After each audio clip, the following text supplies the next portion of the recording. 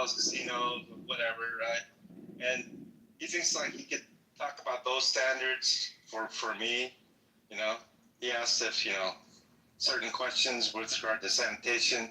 Dude, right now, James, the guy eats a sandwich, and I go, do you want another one? He goes, yeah. He eats half of it, leaves the other half on the plate. Some other dude comes over and sees that half an egg sandwich looking pretty good there, and he just eats it. Okay? This is what I have.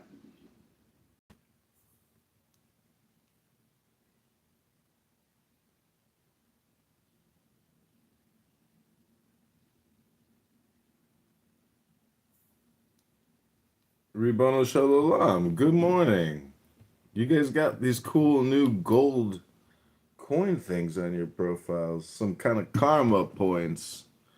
You guys have technically been building up tons of karma.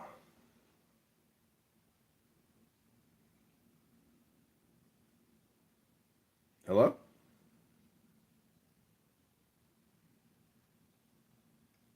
Hello? Yeah, John, we hear you. Hello? Don't you wish that you had a badge like we do? Instead of being a loser. A loser, huh?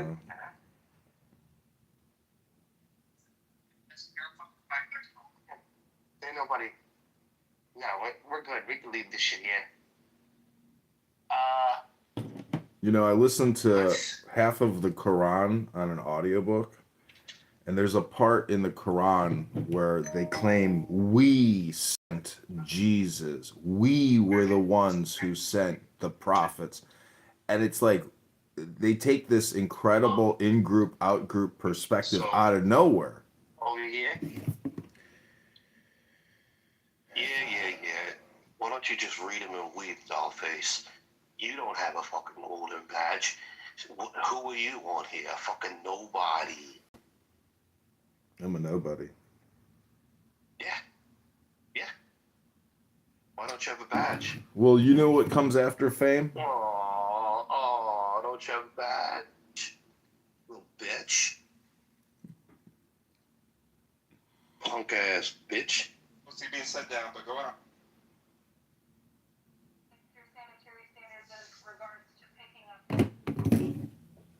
This badge means something to me. Don't try and undermine it. It's actually an important landmark in my fucking life. I don't need you stepping all over it. You got it, John Kitover? Thank you. All communication is diuresic. What's diuresic, you don't ask? Well, you wouldn't know. You wouldn't know. You don't have the smarts. That's what I thought, John.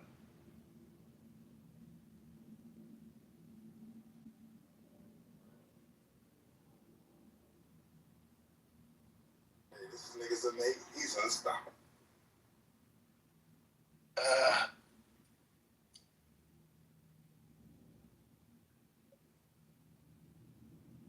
You guys taking lunch? Okay. All right, good. And you're leaving at 1, right? Yeah. All right, good. No. It's fine. Stay here. It's fine. Pharaoh is pleased? Yeah, of course. You can always blame me. Everybody blames me. By whom? You raided the temple grammars? Yes.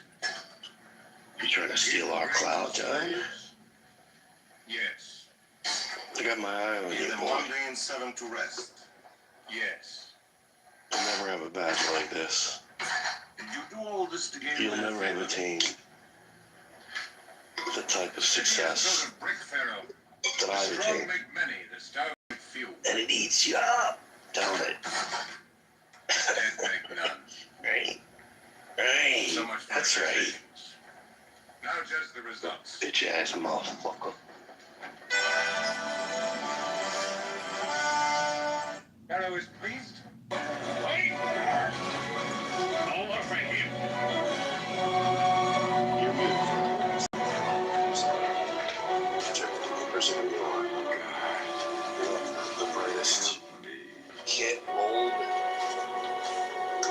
chandelier. Just heard me say. I said no word for him.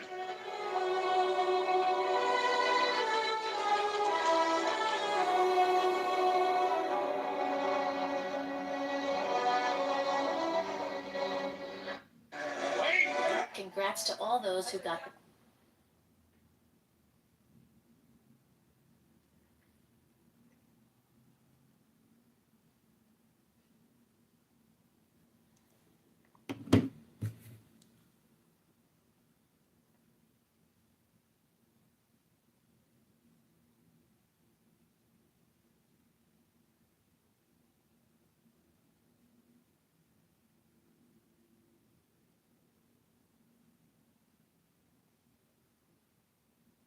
on YouTube.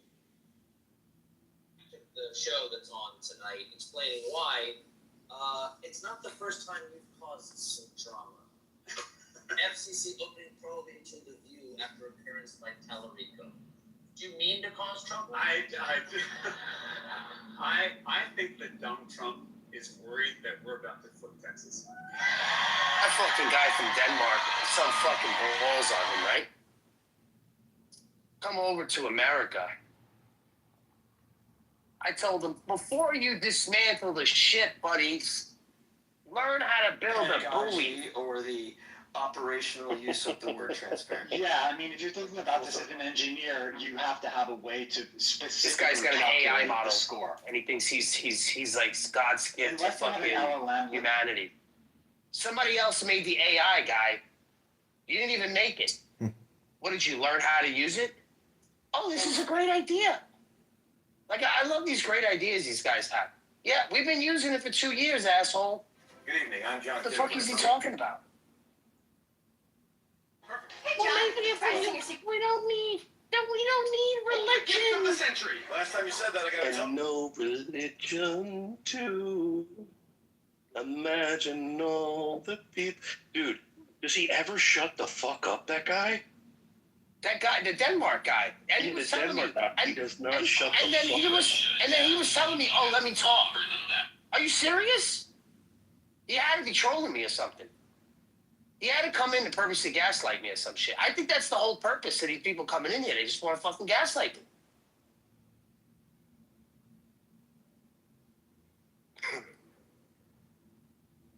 The nerve.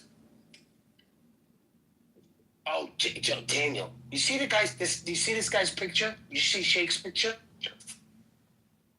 Yeah. You see Shake's picture? Yeah. Shake, tell him the guy's name. Who the fuck is that? Oh my God, he's the fuck. It's Rabbi Mizrahi. Bro. His mannerisms, everything. Everything. How do I look at him? He's on YouTube. He's the Jewish Darth Dawkins. Give me his name, dude. It's How do I see this? I just said it. Rabbi Mizrahi. He is Rabbi Mizrahi. Hold on. Bro. This guy is amazing. He's very, very conservatively based. He calls everyone non-Jew idol worshippers. Oh my God. You know, there was one time I left my... Yeah. I knew that was like, if you're not a Jew, the Torah says that you should be stoned. Like if you worship an idol or something. Dude, he gets nasty, this guy. Yeah. But he's got a minion, you know? He's got students. He's got presence. And he's been doing it for many, many years. I'm surprised YouTube hasn't removed him, to tell you the truth, for hate speech policies, but maybe he doesn't really cross that line. I mean, there's protected speech on YouTube under their hate speech policy guidelines that I have to deal with all the time, because when people on this app, you know, say all their profane vulgarities, YouTube, according to YouTube, if it's for like a journalistic, artistic context, it doesn't, they can accept it. But anyways, it's an interesting, you know, game. But that guy's got a a big minion. He's a big time rabbi. Daniel, you know when you go, yeah. You know when you go, yeah, right? You know when you do that?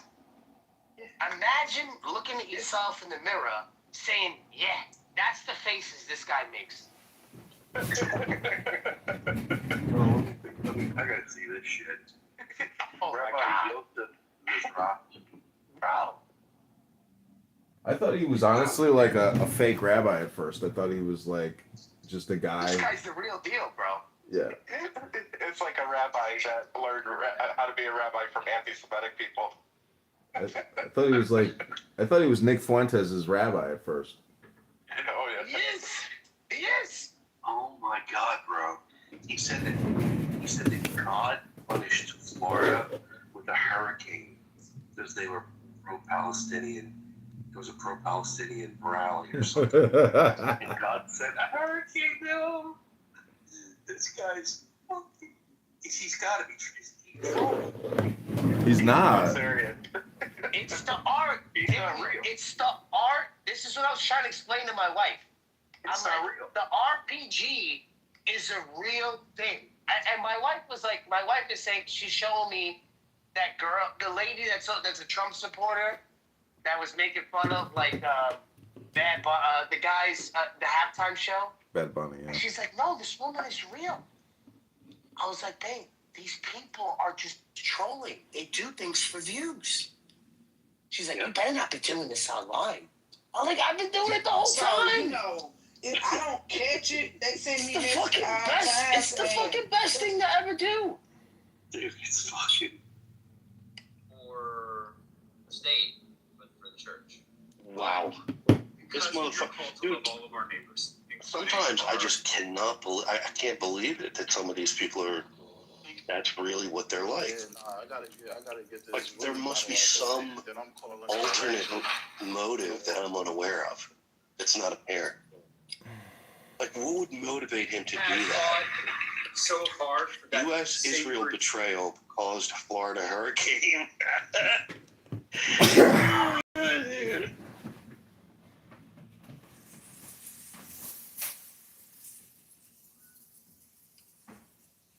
Oy vey. What do you think of that, John Kitover? How does it feel not having a golden badge? Well. Look who's decided to fucking join us. None other than our little blonde Gidget. Get those tight little buns up here, dollface. We've missed So you. you fucking love this blonde little midget. I do. How are you? I'm alright, man. What's the subtitle? I can't watch it because I'm not on Instagram, but what's it about? What's the reel about? Some Jewish guy, Rabbi Yosef Mizrahi. He says that there was a Palestinian rally in Florida, and that was why God punished them with a hurricane. What the fuck? This guy's wild. You gotta check him out. My friend, good of you to join us. Hey guys, your friend is here. Oh, good of you to join us. To what do we owe the pleasure of your company, sir? I'm here. It's your friend, the trash bag, and I'm here. Oh, we are ever delighted to see you. We love you. How has your day been?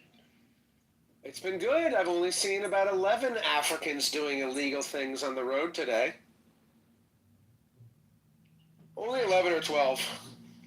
Wow, So not too many. It's a low number.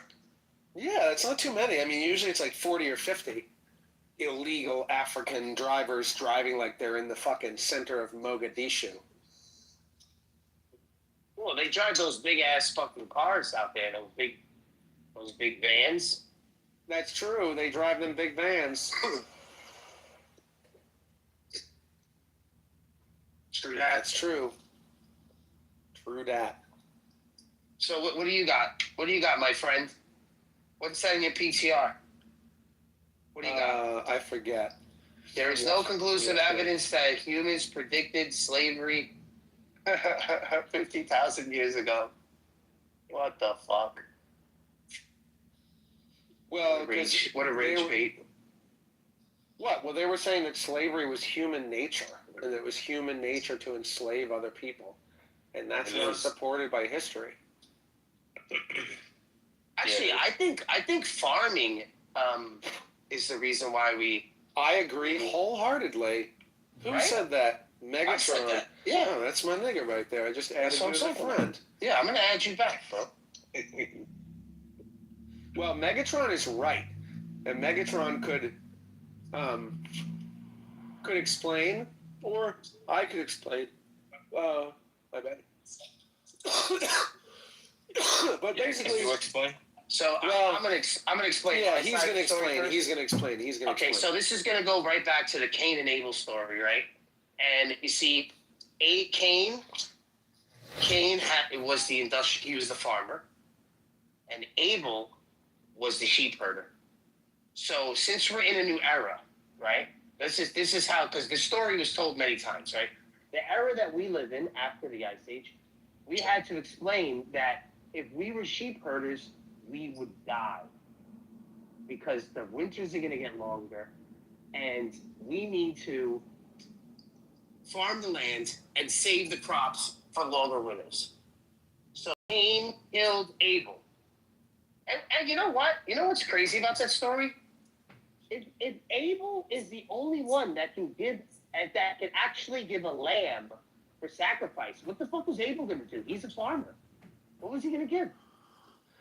So, yes, that is a good way to say it. I've got to go soon. But let me just say, if you don't want to use Cain and Abel, because that's all a metaphor based on biblical references, the stories of this people, Cain and Abel.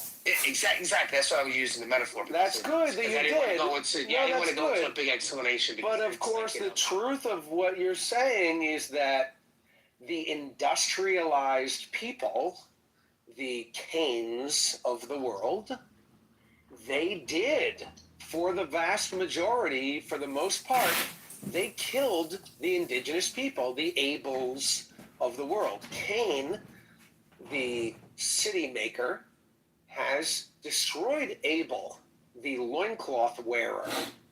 And if you ask me, would you rather live in New York City and be depressed and take an antidepressant, or would you rather wear a loincloth and have an orgy while on mescaline? I would rather have the loincloth mescaline orgy.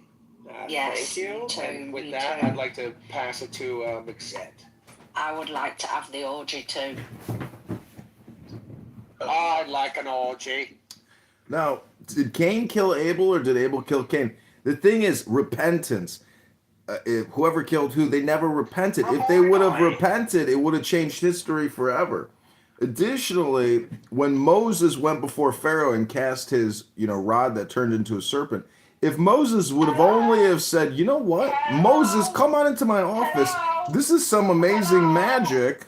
Let's actually incorporate you into our government and all your people. The history of the Jews would never have happened. Hello? I have to stop you. You're wrong. You have to stop me. You're wrong. Okay? So because of the sin of Adam, because no one repented for Adam. Hello? Cain killed Abel. And then the burnt offering started. So, hello? You're reading the Quran too much, buddy. Get back to the roots. No, I was watching Cecil. I was watching Cecil B. DeMille's 10 Commandments with Charlton Heston. And, if Israel was founded in 46, 10 Commandments came out 10 years later. 10, not 11, 10, not 9. Listen, Cecil B. DeMille's 10 Commandments is the greatest propaganda film for the state of Israel ever. It's just genius. Like, obviously, it's not just about Moses. It's actually a propaganda film for the state of Israel. Bro, when I first met you, you were like 100% a Mizrahi Jew. Like, what happened to you now? What's wrong with you? He's not Jewish no more? You're not Jewish no more? Rabbono Shalom. Let me put on my tefillin and my tachlis. About the mitzvah. His father is Jewish and his mother is gorgeous. I'm technically a Mishling according to the Nuremberg laws. And you know, I think according to Israel, you're a Jew. no, I think a No, patrilineal Jewish state is what's required here in the northeastern or northwestern part of Gaza. I call it JPAMK, the Jewish Patrilineal Ashkenazic Michelin Kingdom. And I think that it's a great place for, you know, a layover between America and Iran in JPAMK.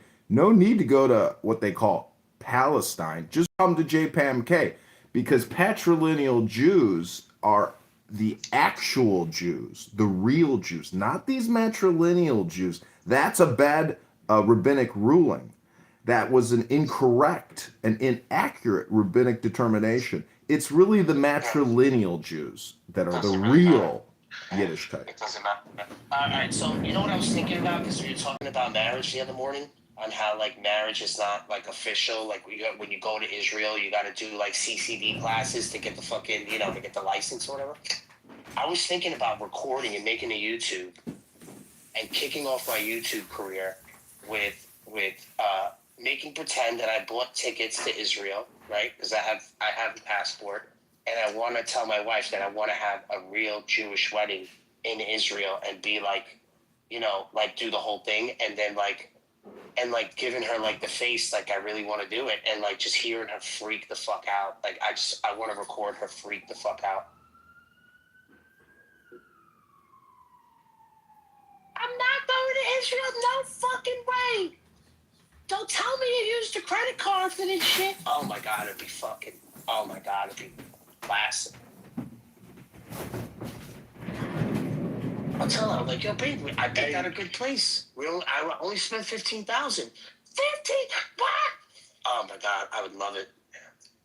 Well, I recently went to a job interview and they said, John, we really like you. We think you're really cool and you're a great fit for the role. But we looked at your YouTube and we saw you having these conversations with some other guy who's working all day talking to Muslims about the Bible and Quran. What's up with that? What else is there to do? Bro, most of the shit that you have me recording on got flagged because I'm too controversial. No, you're not even close. No, I can go to other rooms and they're actually talking about murder and drug deals and raping people and the worst of the worst. This app actually has real gargoyle vampire demons on it. This is actually one of the holiest rooms on Clownhouse. What is that? The Hebrew Israelite rooms? No, you could call it like inner city. You know, I'm so glad I don't go to them kind of rooms, man. Inner city bubonic ebonic plague rooms, young YN rooms, basically. You got women on here turning tricks in here. Yeah, there are prostitutes on this app. I seen 3 black girls turning tricks in a room. Trick gets fucking shit out of trick. They were showing push. They were showing all sorts of shit on their pictures. Not Smilers. Is that a picture of Epstein? I was thinking about setting up a. Is he reading the Quran? If you do an I might do an OnlyFans to make $1. Send me the link. There are girls that don't even publish nudies on OnlyFans, and they've made millions. And they don't even publish nudies. Millions. That's crazy. Shows how thirsty men are. No, it just shows you that content is what's in demand. But you know, just looking at a pair of ass and tits isn't going to improve your life in the slightest. It just takes time away from what you could improve on. It's called opportunity cost. And I keep talking about that on this app, that I believe that it's the 1530 rule. Oh, okay. Go ahead, Smiley. I'm sorry. It's just going to be quick, probably. So, Megatron, you know how the Muslims will use the verse about Kitover and saying like that's a prophecy of Muhammad? Yeah, when that's clearly a Jesus. But yeah, keep going. Yeah, so listen to this. I'm going to read this. This is Psalms 120. It says, I call on the Lord in my distress, and he answers me. Save me, Lord, from lying lips and from deceitful tongues. What will he do to you and what more besides you deceitful tongue? Oh, wait. Okay, yeah. He will punish you with a warrior's sharp arrow, with burning coals of the broom bush. Woe to me that I dwell in Meshech, that I live amongst the tents of Kedar. Too long have I lived among those who hate peace. I am for peace, but when I speak, they are for war. So Islam is also the. So if Kedar is Muhammad's whole situation, then I mean that's pretty spot on. Among those who he lives among those who hate peace. The Muslims definitely hate peace. I don't know. I thought that was interesting. I was listening to the Book of Psalms today, and I'm like, what the hell? That's crazy. See, we look at Islam through a polarized lens because all we see is the polarized percentage, but there's a lot of just, normal Muslims who aren't ultra religious or fanatic politically. But that's normal distribution curve with any population. And The only so, problem with those people is they don't speak out. Hold on. We got a Baba on stage. What's up, Baba? What do you got? Baba Wing. What's up? What do you got? Assalamu alaikum. Baba, what do you got, Baba? All right, if you don't talk, I'm just gonna kick you the fuck out of here. Going once. Baba Tadagu. All right, this is what I'm gonna do. I'm gonna give him a little grace. I'm gonna give him like a minute grace. Yeah, maybe. But can you do me a favor, Daniel? Any Muslims that come in here, instantly kick them. Ask them to come up, invite them up. If they don't come up, you just kick them. That's it. All right, Daniel? Those are the rules. Hello. Yeah, what's up, brother? What do you got? What is this? Who do? Are you a Sikh? Are you a Sikh? Are you a Sikh? No. I am Muslim. Oh, get the fuck out. Get the fuck out. Get the fuck out. Why? He came up. Wait, I was about to kick him out. What happened, Smiler? You want to talk to this guy? What do you want to talk to this guy for? Why? I don't know who we talking to today. All right, so listen. All right, these are the rules. If he insults, if he just hints at an insult to my religion, I'm kicking you the fuck out of here. What is your religion? Okay. Yeah, see, he don't even know. So ask all the questions that you got. Ask all the questions. I don't know what is his religion. Right. You're on a fine thread. You're hanging on a fine thread. He's a Hindu. He's a Hindu? Was Jesse Jackson Jr. a Muslim? What is that like? I don't know. Like. All right, that's it. You said wait. I want the Quran. He's getting out. Hey, wallah. I wanted the Quran. He said, "What's that?" No, he said, "What's that?" I took that as an insult. Hey, wallah. Let's just get the Quran verse. We're raising up the bar here. Listen, Smiler, we're raising up the stock here. We're doing Bitcoin, okay? and let me tell you something, okay? Our stock, we have lessened our stock. What we have done is we've sold too many stocks, and now it's shit. So what we got to do is we got to raise the stock. Doing a now stock we got to stop making them. You're doing a stock buyback. Yes, Okay. exactly. So what we're doing is we're going to stop making material. And we're just going to, whatever material's out there, it's just going to raise itself. You understand? Okay, can I What get they the Quran remember, verse of the day? who's this guy, Abby? Hold on a second. I Who's just this want the guy? Quran verse of the day. This guy, see, he left. See, he knows. They leave now. Yeah, no, they leave. It's better. It's better that they leave on their own. I just want a Quran verse of the day. Who's this guy? Nude. Oh, you're gonna love Mood. Okay, all right, he's cool. All right, he's fine. Mood is a former Palestinian terrorist who detonated a bomb in Nablus. No, it's not. Oh, he's not? If he comes up here, You don't right leave. Right now, I'm not hinting that he's a Muslim. But if I get the inkling that he's a Muslim, he's gone. He's done. I'm going full jihad. I'm turn it back. Well, some of us have to read books for a living. So, gentlemen, I gotta leave and start reading my book for the day. Go read. Go do the book club that you part. All right. Thank you. Go read the Bible. It's incredible to be able to actually have the time to read a book. It's unbelievable. It's so difficult to get to the financial point in your life where you're at noon for like the next 6 hours, you could just read a book, smoke weed, and have a cocktail all day. I mean, it's like miracle. Miracle. Ribono shalom. Hashem, God, Jesus Christ is looking down on us right now saying, what are you going to do with your day? How are you going to spend your time? What are you going to say? What are you going to hear? Mr. Scumberg, Dr. Scumberg up there next to the IKEA outlet. Let's just say that Scumberg is not the coolest suburb in the world, but it's not that bad. Hello? Hello? Megaton, you know this nigga lives by me? Listen, we don't talk about that stuff on here. We don't. Keep it really simple. It's all day Bible Quran. I've also been reading The Art of Worldly Wisdom. So not many people know who Baltasar Gracian is, but he's a famous Jesuit priest. Yeah. All right. Yeah. Actually, thank you for doing that. Megatron, what do you think about the Jesuits, Megatron? We gotta turn you down just a little bit. Yeah. A Jesuit? I don't know who Jesuits are. It's a Catholic order. I know what conversation you were listening to. You were listening to Converse. Conspiracy theories. You were listening to Converse talk about his middle knowledge of God, and he counterfactual. Shut the fuck up.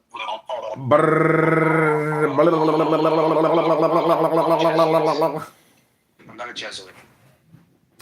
No, but I've been reading a book called The Art of Worldly Wisdom, and what's interesting about it is I was reading the Quran, and then I was like, you know what? After they said that they sent Jesus, I was like, fuck this book. So I put this... Wait. What verse is that? Who sent Jesus? They sent Jesus? They sent Jesus. That's what they claim in the Quran. They took the editorial they. I don't understand it, but it makes a huge leap and a jump out of nowhere in the and it's halfway through. And I was like, you got to be kidding me. This is an all or nothing statement saying that they're the new in group and Christians are the out group. In one giant statement, they make a huge claim. It's unbelievable. Yeah. They sent Jesus. I was like, they? They became they? Who they? That's what I'm saying. Who they? All right, let's get the Islamophobic pictures up. Also, don't forget Muhammad with the Mo. His other name is Abdul, and that's like saying there's a Dr. Jekyll, Mr. Hyde to Muhammad. He's got AKA names. He's got Abdul. Abdul. Have you met Abdul? Muhammad's evil brother? Hello? Oh my God, John. Oh man. Slow down, bro. What do you want? 12 o'clock fucking medicine, bro? Yeah, man. I just had a cup of coffee. Jones in over here. Hello? Yeah. Hello? He didn't smoke his weed yet. No, man, you didn't. You're balding. What the fuck are you doing? Is this guy white? I guarantee this guy's white. I just heard your band from. Is this Joanna the Jew? Oh my God, John Lee's room. I heard your band from John Lee's room, Daniel. It cracked up for half an hour. Mubarak. Was that funny? It's fucking hilarious, dude. Listen, John Lee is busy charging the batteries on his RV and putting together egg sandwiches for people. Stolen. Oh no! Everything got stolen. I think he's a liar. I think he's the biggest liar ever. Did you spend him money, Joanna? No. I sent him $100. Anyway, I just told him that he needs a license to serve the homeless food. What if they get sick on the food? He doesn't have a license. Oh, Joanna, relax. You can give food to anybody. Who cares about that license shit when you're homeless? I tried to start a food business for fruits, and we got stopped. Yeah, well, You can't just give food. that's a business when we're talking about just giving food to other homeless bums that live on your street. Can I just get in here? I'll be like 10 seconds, like always. Thank you. Actually, it's not worth it. Go ahead. How's your book sales coming along, Joanna? Are we gonna co-publish a book? Monthly. Yeah, this is my new book. I have the picture up here. What's it called? And the Raven and the Rabbit. What the fuck? It's in my PTR. Yikes. We need to like, Joanna, we need to come up with some titles like how to start a clubhouse podcasting business. Shit like that. You know, we need you to go across these clubhouse streets, go into these rooms and start promoting how to start a successful clubhouse business and like publish that book on Amazon. See if we can't do, you know, a couple thousand in sales this month. Clubhouse business? Yeah, who cares? Just use the word clubhouse in the name of the book. Don't worry about the copyright infringement. Right. This app is owned by Reid Hoffman, a faggot in the Epstein files. What's the content? Pedophile from the Epstein files. Don't worry about this app. It's garbage. What do you want me to write about? Reid Hoffman and how he's a fucking pedo. We'll claim that you can get rich on Clubhouse. And don't center yourself, please. Anyway, Daniel, there's 3 people that are blocked. What? Dude. There's 3 people that are blocked. That's why it's funny. P. Mars, Tom Rabbit, and you. Is that fucking hysterical, bro? And he just said it in his calm voice. He's like, I can't allow Daniel Nero on stage. Oh my God, I couldn't take it. You're cruel, Joanna. This poor guy's homeless. His batteries got stolen. Pedophile, he's selecting who he's gonna interact with. I mean, give me a fucking break. This guy's an absolute nutter. Yeah. In the same category as he's a YouTuber now, though. Come on. I'm his #1 YouTube subscriber, guys, and you guys don't even have a YouTube channel yet. A little less. I will. I'm gonna actually leave, but I just want to say that Megatron needs a YouTube channel. Hello. Please don't leave less is more, though. And you ever? No, I do have to go. You have like a toe, like a big toe thumb. Big toe thumb? No, I got a Chuck big. gets real sensitive when we talk about his baldness. He's bald. I got some hats. Don't you know that Caesar covered up his baldness with laurels? I am covering up my baldness with laurels too. It's not about what you say you are. It's about what you do. I'm a candidate for Congress, guys. I don't think so, where's the Wells Fargo around here? Oh, goodness. You didn't do that? Well, you could have texted me that you were good. Texted you? I don't have time to do anything right now. I know, I'm just saying. What do you think I'm going to do? Like, do 3 things and then Google? You never informed me. You never informed me. What, the seat? Yeah, it's packed. What do you think? Listen, I'm not trying. Okay, I'm not trying. Listen. Just don't talk. Yeah. So you know I'll have to talk. Wait. I'm online right now, Claire. I'm doing my ministry right now, just to let you know. Okay? That's why I'm doing a lot of things. I had to leave food with Miguel. This seat was completely full like this. If I didn't leave it, I almost left. Here's the Wells. Well, the Bank of America is just 1 block away from here. Wells is 0.6. Well, this is 1 block. Let me see the map. Okay, I'm gonna go to Bank of America first, not Wells. It's ridiculous. We have to go to Wells places, but whatever.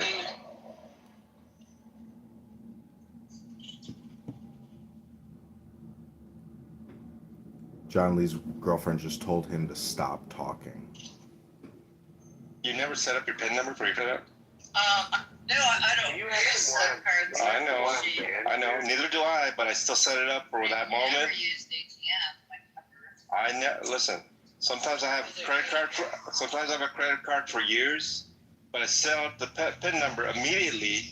And that time that I need it, many years later, I don't have to deal with it. It's such a John Lee thing to say. I already set it up.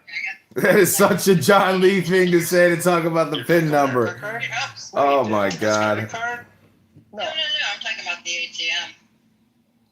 Okay. This is one homeless person talking to another homeless person. The ATM PIN you set up at the bank when you make your account. Credit card doesn't work that way. But anyway. Yeah, John Lee's upset. He's got to explain how to use a debit card versus credit card. Ladies and gentlemen, I just got to say that, John Lee's ministry really is for fools. You have to be in on the inside joke that you're listening to, a tard. And that's okay. But Barth here and Daniel here are cultivators of exquisite conversations and debate. And actually, I consider Megatron technically to be a subject matter expert in the same way that Augustus is a UFO expert. It's because you spend so much time actually really talking to... Look at the title! How bald is John? Oh, I gotta vote. Totally bald! Oh my god. He's totally bald. Totally. All right, everybody. Well, have a great day. I hope you guys have... And I am going to actually set up a new recording studio, put this all on YouTube. It's already, a lot of it is on YouTube, but... I like it. He kicked me from all the rooms. Oh, shit. Get up there. Here we go.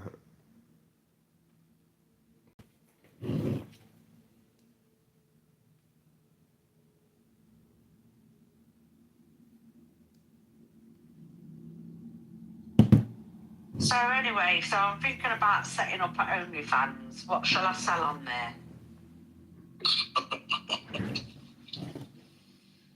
Well, you're opening an OnlyFans? Yeah, maybe I'm going to make some dollar, man. Okay, so Bruno Mars is, he has a Puerto Rican / Jewish father. It's Filipino. A Filipino mother. Yeah. So Like, you gotta be a Filipino and white. Alright, Filipino and white. As a dominatrix. Yeah, we're gonna have to get you some latex, some whips. But you gotta play the part like you're... Christian behavior. I just want to talk about the Trinity, but in time, they'll be corrected. Yeah, I'm glad you said that. And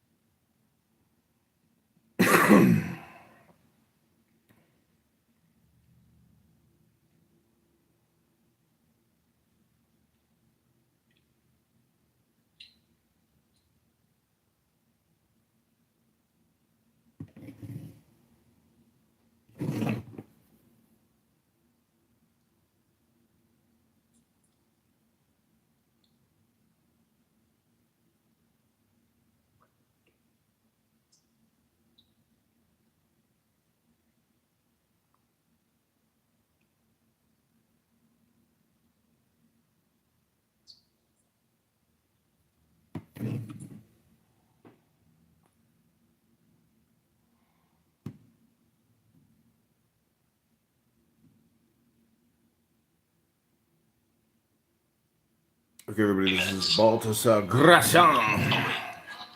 Standing to your feet as we receive a champion for justice, our United States Senator.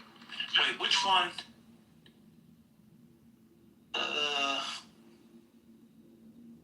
Which one is it? Oh, it's the full Atlantis. It's 30 minutes. This was 10 days ago. To Elise Wade.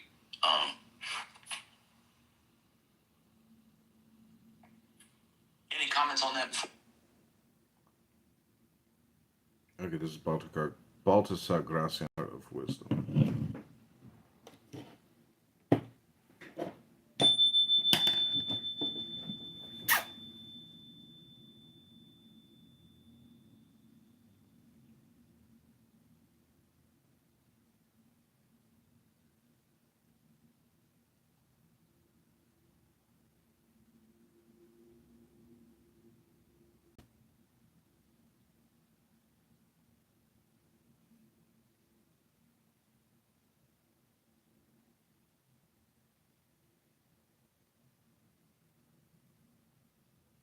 and excellent things, if only to console itself like lightning.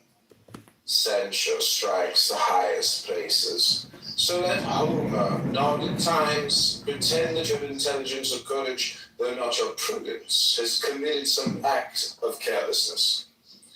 That way my malevolence will calm down and not burst its bubble of poison. This is like waving a red cape in front of the bull of envy in order to escape with immortality.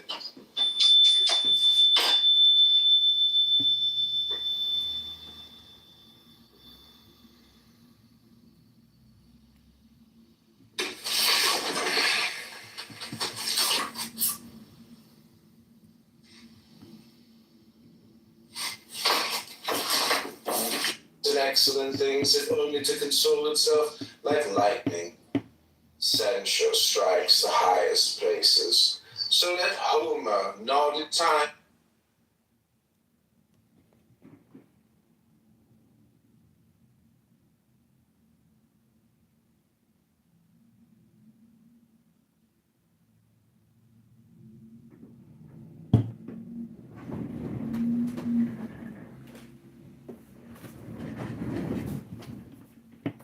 This is Baltasar Gracian, read by John Kitover.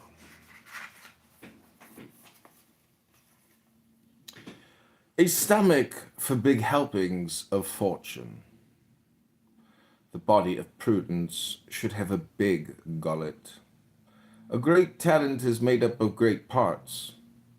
If you deserve the best luck, don't eat your fill of good luck. What is sure fit to some is hunger to others.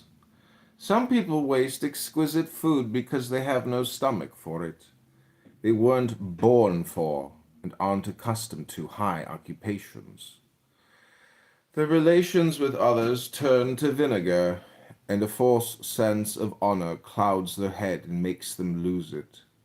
They grow dizzy in high places and are beside themselves because there is no room in them for luck.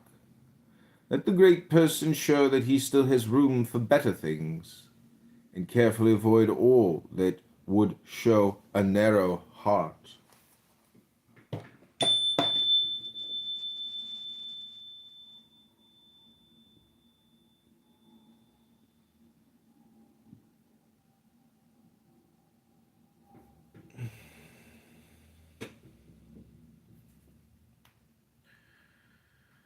To each the dignity that befits him. Not everyone is a king, but your deeds should be worthy of one, within the limits of your class and condition. A regal way of doing things, sublimity of action, a lofty mind. You should resemble a king in merit, if not in reality. For true sovereignty lies in integrity. You won't envy greatness if you yourself can be a norm of greatness. Especially those who are near the throne should acquire something of true superiority. They should share the moral gifts of majesty rather than the pomp, and aspire to things lofty and substantial rather than to imperfect vanity.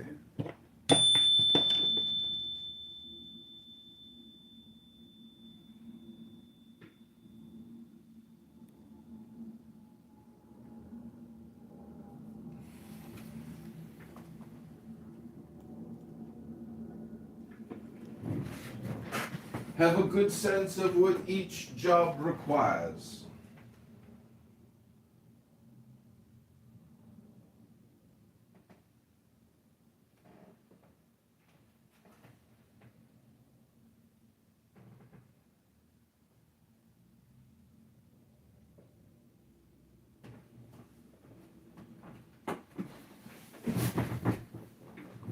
Jobs vary, and it takes knowledge and discernment to understand the variety. Some jobs take courage, others subtlety. The easiest ones are those that depend on honesty, the most difficult those that require artifice. The former require only natural talent, the latter all sorts of attentiveness and vigilance. It is much work to govern men, and even more, fools, madmen. It takes double intelligence to rule those who have none. The job that is unbearable is the one that takes over the whole person, working full time always in the same manner. Far better are the jobs we don't grow bored with, where variety combines with importance and refreshes our taste. The jobs most respected are the ones that entail the most or least dependence, and the worst are those that make us sweat the hardest, both here and even harder in the hereafter. Bull Rush Power Rush!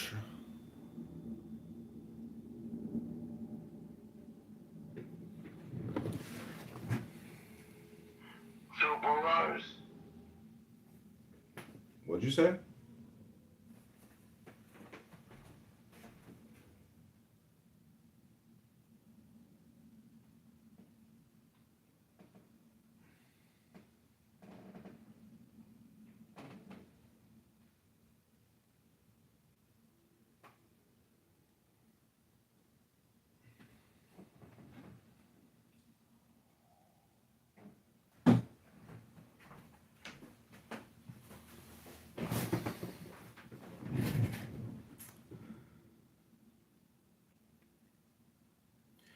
Don't be tiresome.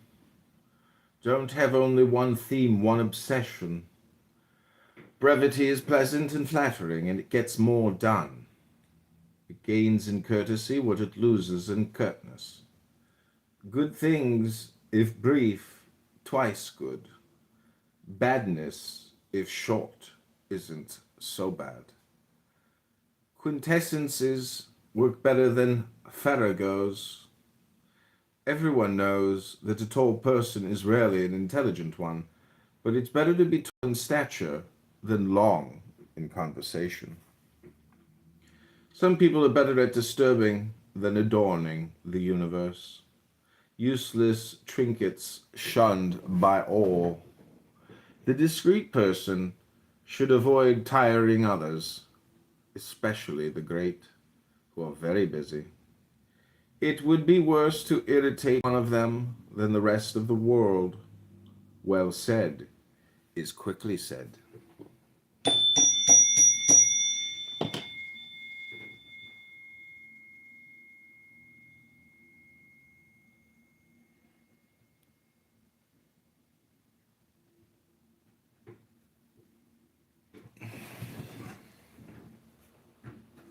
Don't flaunt your good fortune.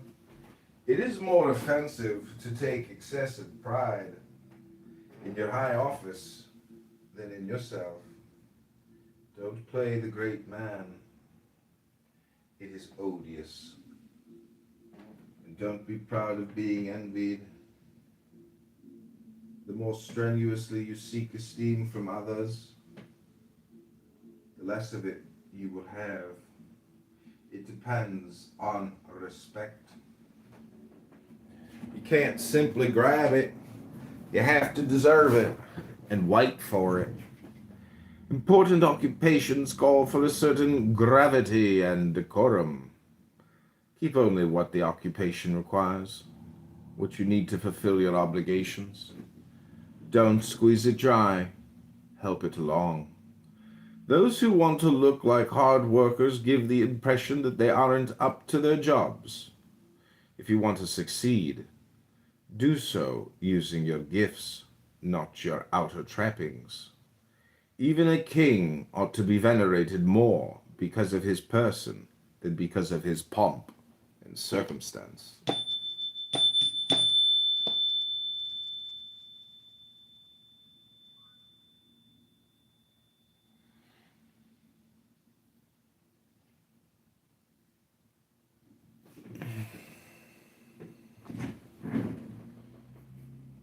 Don't look self-satisfied.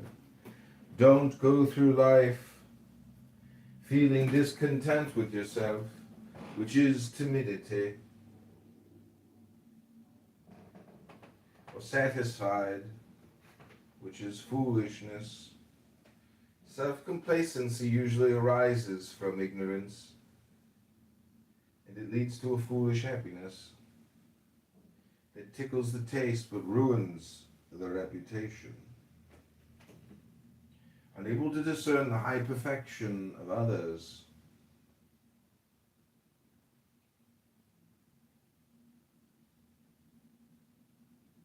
it is content with its own vulgar mediocrity. Caution is always useful, either to help things turn out well or to console us when they turn out badly. No setback will surprise you if you fear it beforehand. Homer himself nodded at times, and Alexander tumbled from his estate and from the deceit in which he was living. Things depend on circumstance. Sometimes they prevail, sometimes fail. For a hopeless fool, however, the emptiest satisfaction turns into a flower that goes on scattering its seed. A shortcut to becoming a true person. Put the right people beside you. The company you keep can work wonders. Customs and tastes and even intelligence are transmitted without our being aware of it. Let the quick person join the hesitant one, and so on through every sort of temperament. That way you will achieve moderation without straining after it. It takes much skill to know how to adapt yourself. The alternation of opposites makes the universe beautiful and sustains it. It causes even greater harmony in human customs than in nature. Govern yourself by this advice when you select your friends and servants. The communication of extremes will produce a discreet and golden mean. Don't berate others. There are people with savage tempers who make everything a crime. Not out of passion, but because of their very character. They condemn everyone. Some for what they've done, others for what they will do. This shows a spirit worse than cruel, which is truly vile. They criticize others so exaggeratedly that they make motes into beams in order to poke out eyes. They are taskmasters who can turn a paradise into a prison. When swayed by passion, they take everything to extremes. Good-natured people are able to pardon anything. They insist that others had good intentions or went wrong inadvertently.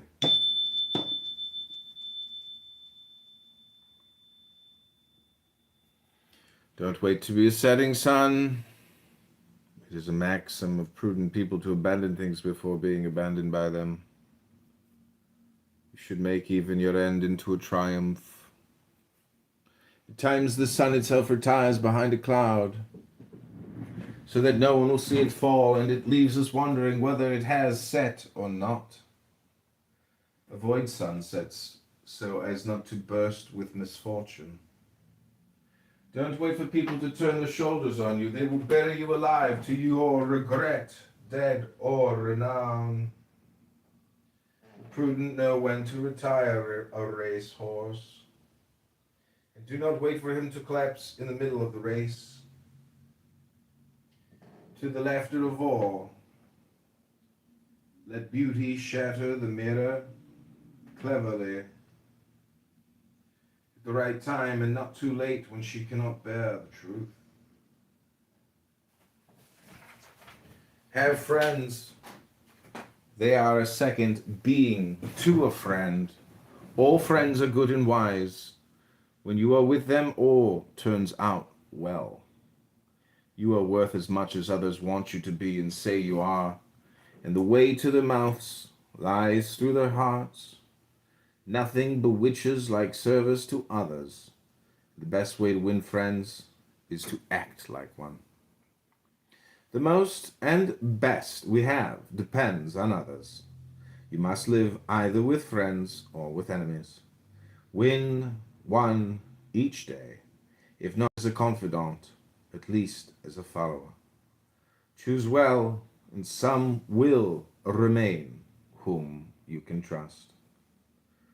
Win the goodwill of others, even the first, highest cause. Subnote the divinity. In the most important matters does things this way. Reputation is purchased with affection. Some trust so much in their own worth that they make light of diligence. But the prudent person knows very well that merit can take a shortcut if helped by favor. Benevolence makes everything easier and compensates for whatever is lacking. Courage, integrity, wisdom, and even discretion. Never sees ugliness, for it doesn't want to. It is usually born from similarity of temperament, race, family, country, or occupation. In the spiritual realm, benevolence bestows talent, favor, reputation, and merit. Once one wins it, this is difficult. It is easily kept. You can make an effort to win it, but you must also know how to use it.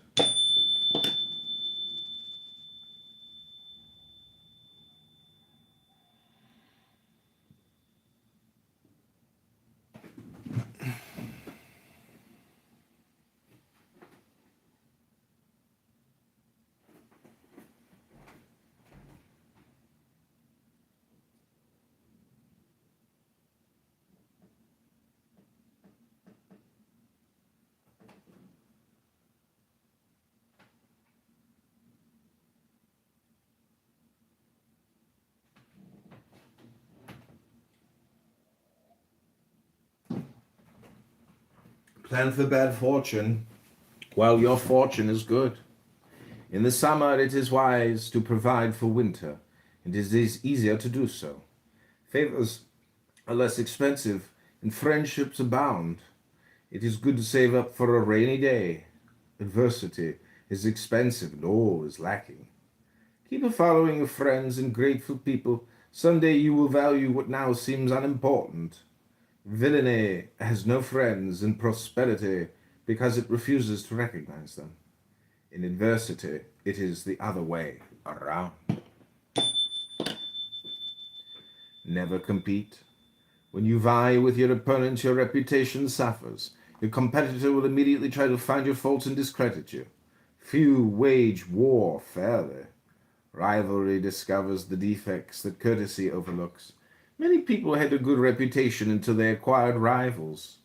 The heat of opposition revives dead infamies and digs up the stench of the past. Competition begins by revealing faults. Rivals take advantage of everything they can and all they ought not to.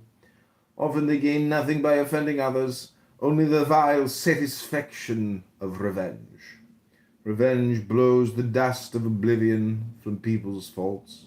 Benevolence was always peaceable, and reputation indulgent.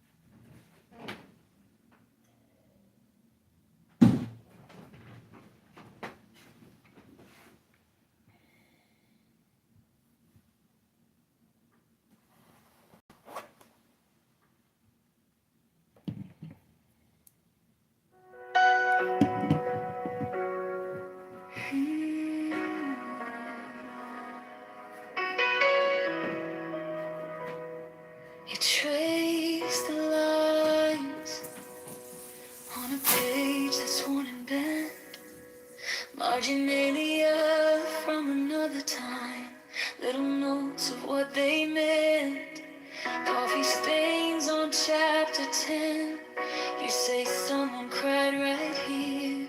All these quiet folded corners hold the years.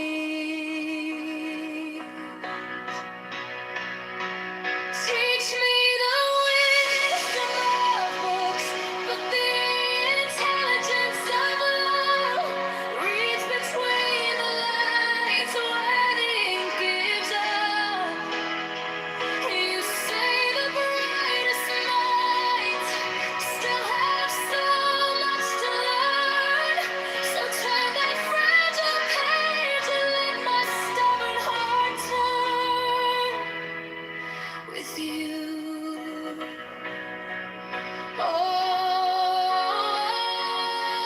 with you.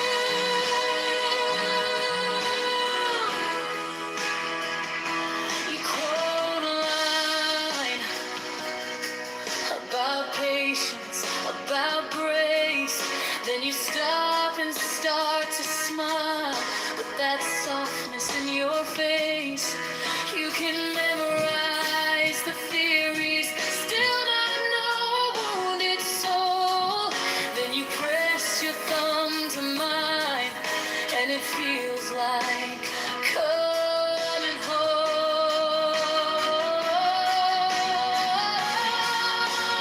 Teach me the wisdom of books with the intelligence of love, where apology is gentle and forgiveness is enough. You say the bravest hearts are the first ones to return. So turn that fragile page and let my restless heart learn from you.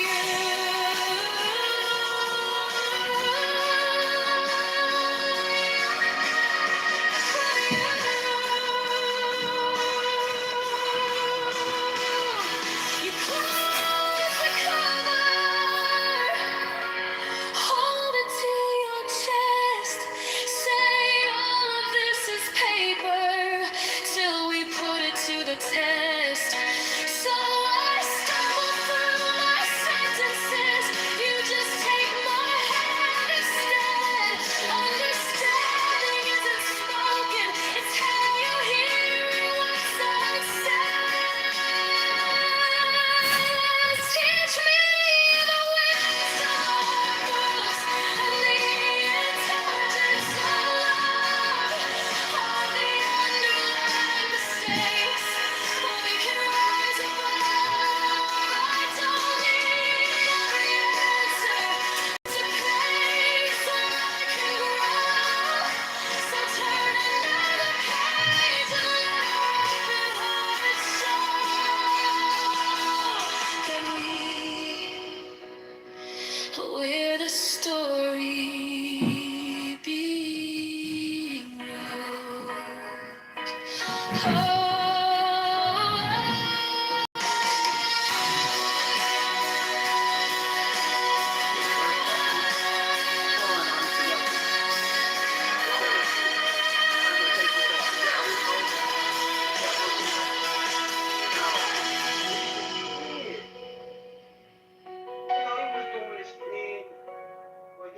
he hadn't even got to the new flows just yet. He wasn't just there yet, right? And nigga OG Mac will come with, bitch, you guessed it, right after 2 weeks ready by my clothing.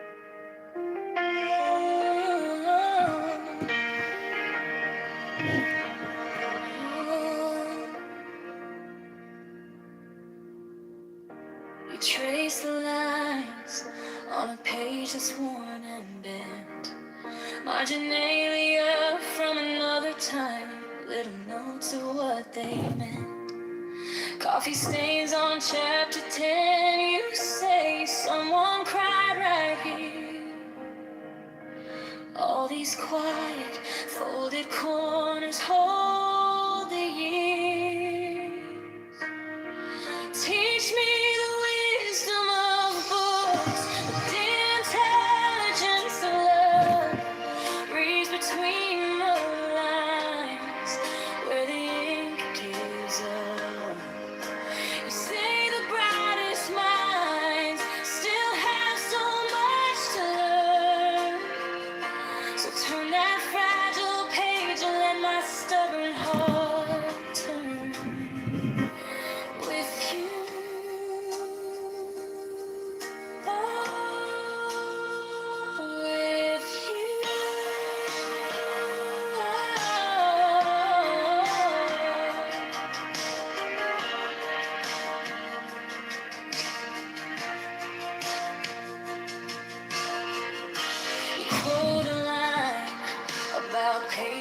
about grace.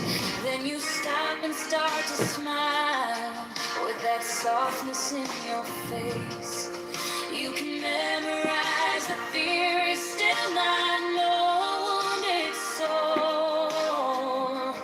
Then you press your thumb to mine, and it feels like coming home. Teach me the wisdom of books, the intelligence of life.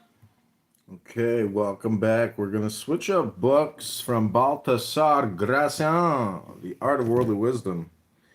We're going to move on to working on Eliphas Levi's Secret Keys book, Secret Wisdom of Eliphas Levi, Kabbalah,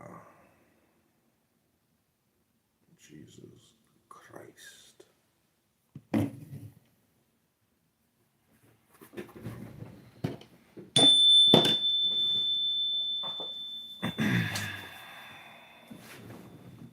Number 19.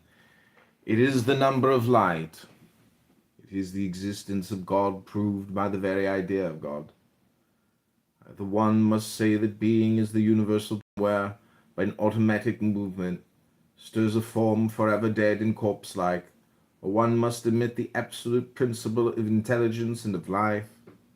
Is the universal light dead or alive? It is vowed fatally to the work of destruction, or providentially directed to an immortal birth?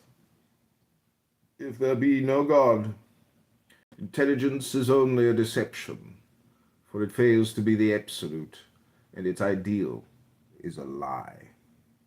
Without God, being is a nothingness affirming itself, life a death in disguise, and light a night forever deceived by the mirage of dreams. The first and most essential act of faith is then this: being exists, and the being of beings, the truth of being, is God. Being is alive with intelligence, and the living intelligence of absolute being is God. Light is real and life-giving. Now, the reality and life of all light is God. The word of universal reason is an affirmation and not a negation. How blind are they who do not see that physical light is nothing but the instrument of thought?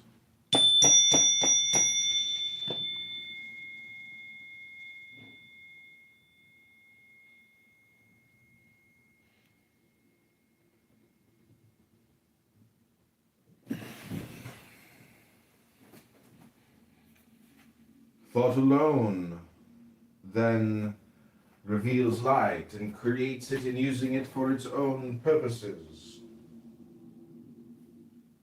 The affirmation of atheism is the dogma of eternal night. The affirmation of God is the dogma of light. We stop here at the number 19. Although the sacred alphabet has 22 letters, but the first 19 are the keys of occult theology. The others are the keys of nature. We shall return to them in the third part of this work. Let us resume what we have said concerning God by quoting a fine invocation borrowed from the Jewish liturgy.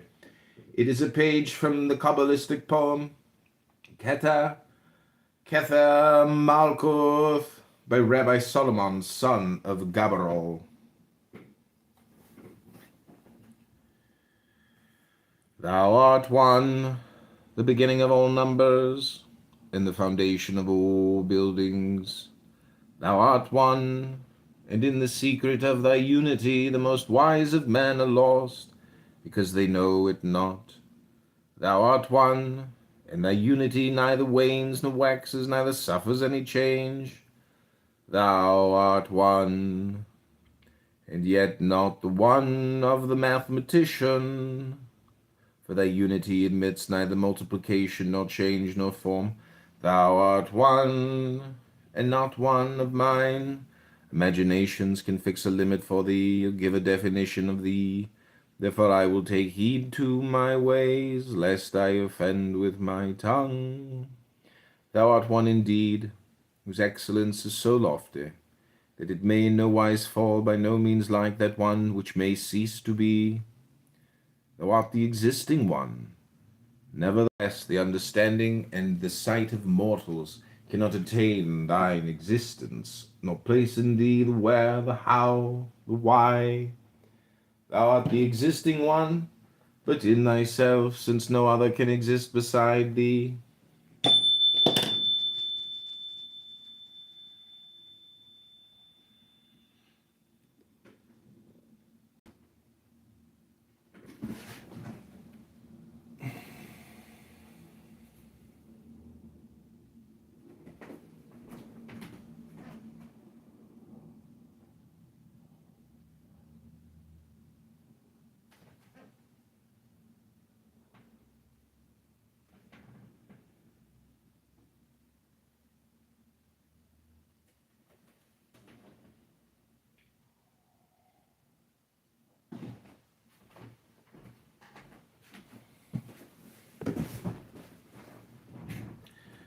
Thou art the existing one, before time and beyond space.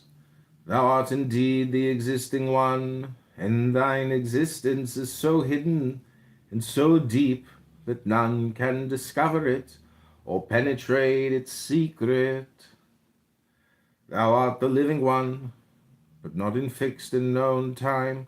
Thou art the living one, but not by spirit or by soul, for thou art the soul of all souls.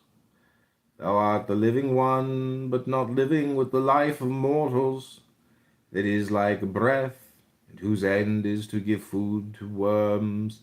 Thou art the living one, and he that can attain thy mysteries will enjoy eternal delight and live forever. Thou art great. Before thy greatness all other greatness bows, and all that is most excellent becomes imperfect. Thou art great above all imagination, and thou art exalted above all the hierarchies of heaven. Thou art great above all greatness, and thou art exalted above all praise. Thou art strong, and not one among thy creatures can do the works that thou dost, nor can his force be compared with thine. Thou art strong, and it is to thee that belongs that strength invincible, which changes not and decays never. Thou art strong by thy loving kindness. Thou dost forgive in the moment of thy most burning wrath, and thou showest thyself long-suffering to sinners. Thou art strong, and thy mercies long-suffering to sinners. Thou art strong, and thy mercies existing from all time are upon all thy creatures. Thou art the eternal light, that pure souls shall see, and that the cloud of sins will hide from the eyes of sinners. Thou art the light which is hidden in this world and visible in the other, where the glory of the Lord is shown forth.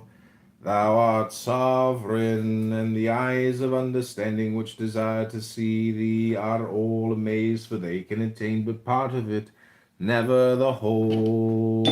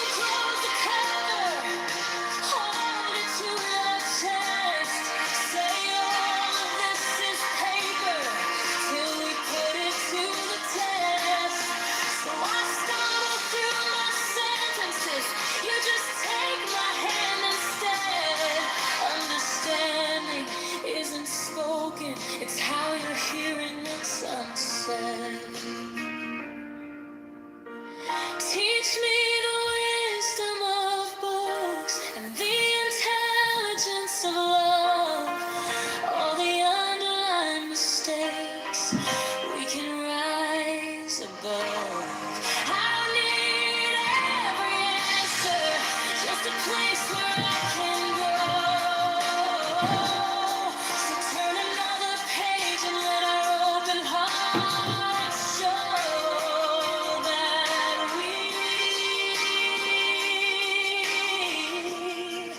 we're the story being wrote. Oh, we're the story being wrote.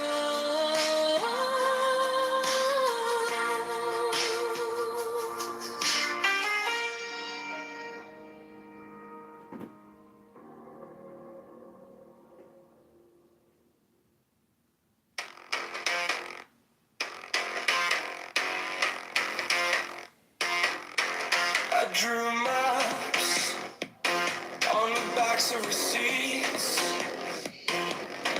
tiny plans in the dark of a cheap backseat.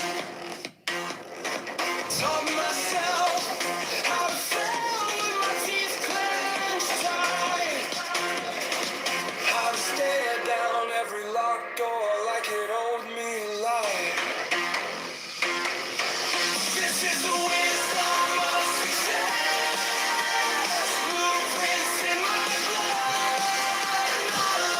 Every scar a secret test. Every no a loaded truck. I built a long bridge out of pressure. Turn all that friction into flow. This is the wisdom of success. I never did what I was told.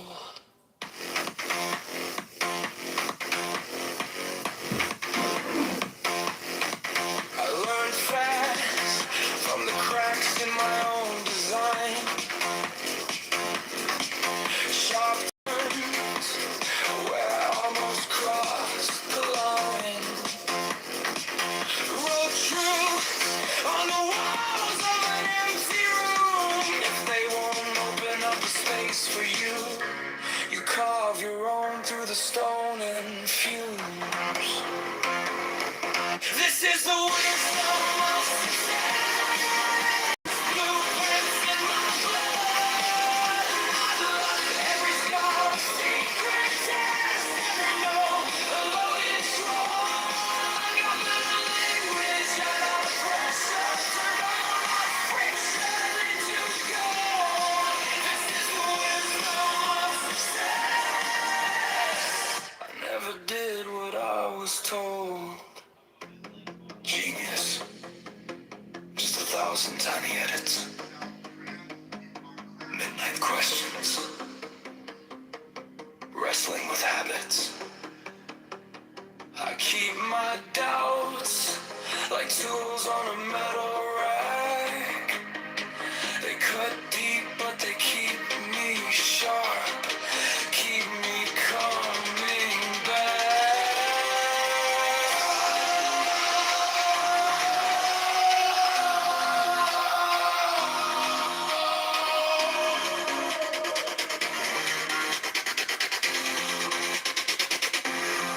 This is the wisdom of success. Blueprints in my blood. Every scar a secret test. Every no a loaded truck. I built a language out of pressure. Turned all my friction into gold. This is the wisdom of success.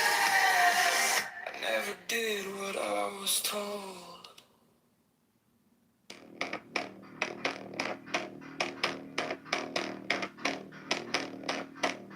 I drew maps on the backs of receipts, tiny plans in the dark of a cheap backseat.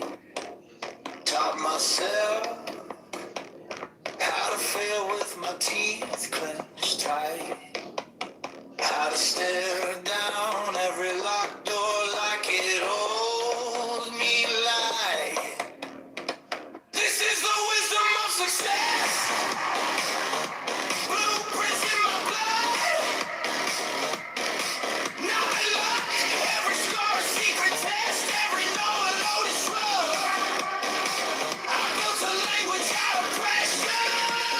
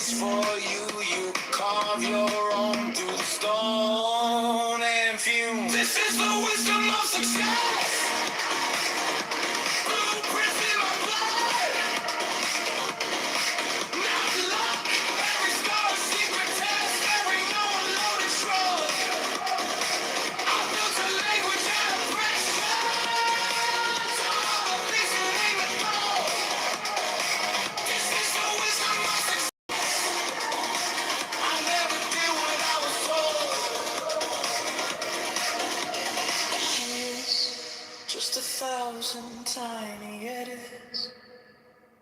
Midnight questions, wrestling with habits. I keep my doubts like tools on a metal rack. They cut deep, but they keep me sharp, keep me coming back. Oh.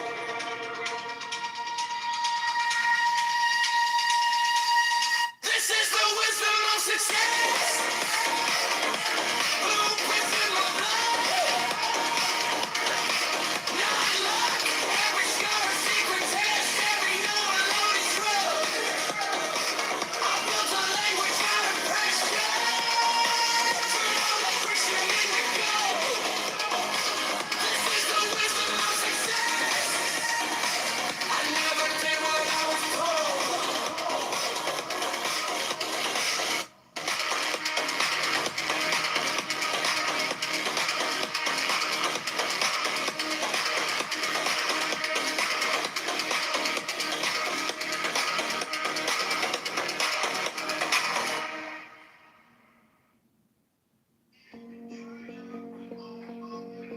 Deep in, slow out,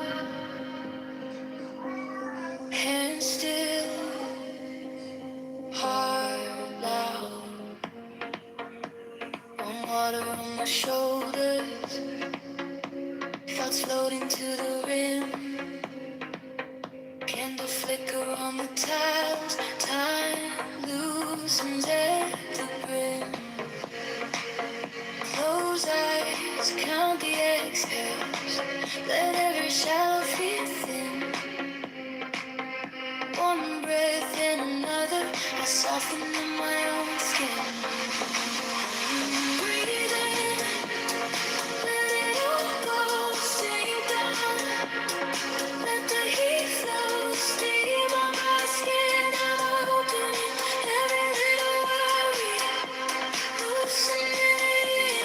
Breathe out, let the heart slow, nothing you have to control. Steam on my skin, I'm opening in this quiet ceremony. I begin. Cool air on my wet lashes, echoes faint against the wall.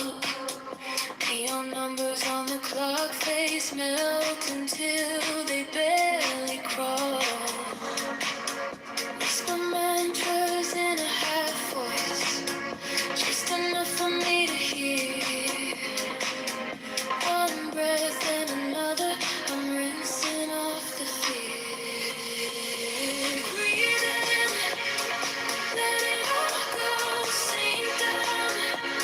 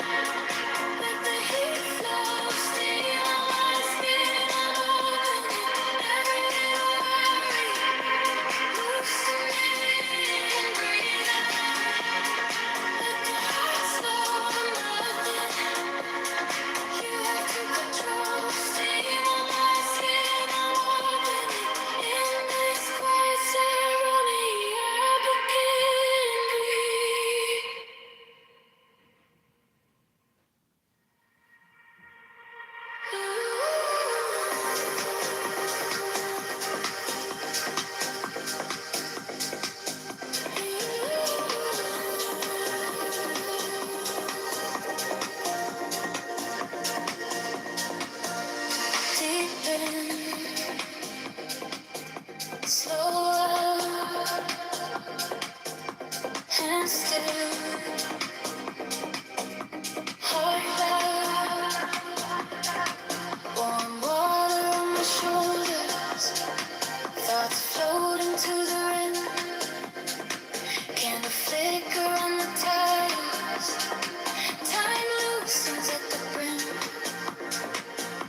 Close eyes, count the exhales. Let every shadow feel thin. One breath, then another. I sigh through my skin. Breathe in, let it all go. Sink down, let the heat flow. Steam on my skin.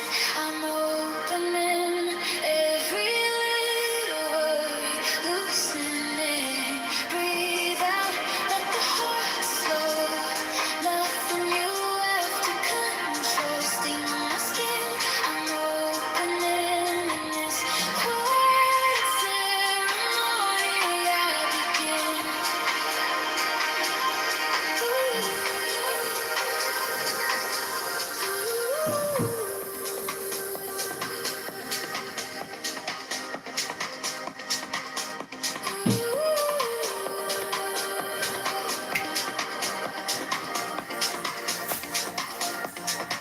Cool air on my wet lashes. Echoes fade against the wall. Neon numbers on the clock face. Melt until they barely crawl. Whisper mantras in a half voice. Just enough for me to hear. One breath, then another. I'm rinsing off the fear. Breathing, let it all go. Sink down, floating on my skin. I'm opening every little worry, loosening. Breathe out, let the heart flow. Nothing you have to control. Steam on my skin. I'm opening in this quiet ceremony. I begin.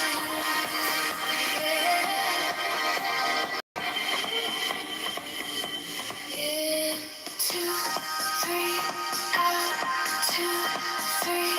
Nothing left to prove. Just a gentle move. I'm in, 2, 3, out, set free. Come water becomes me. Breathe in, let it all go. Sink down, let the heat flow. Steam on my skin. I'm opening every little worry, loosening. Breathe out, let the heart slow. Nothing you have to control. Steam on my skin. I'm opening in this quiet ceremony. I begin.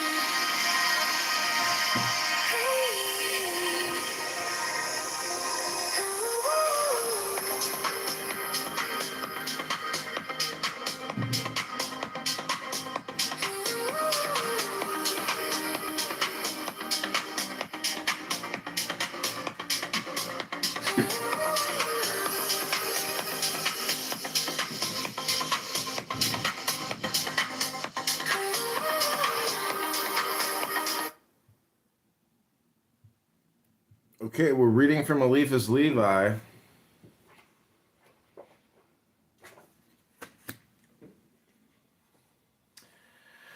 This divine will has hollowed, designed, purified, and molded.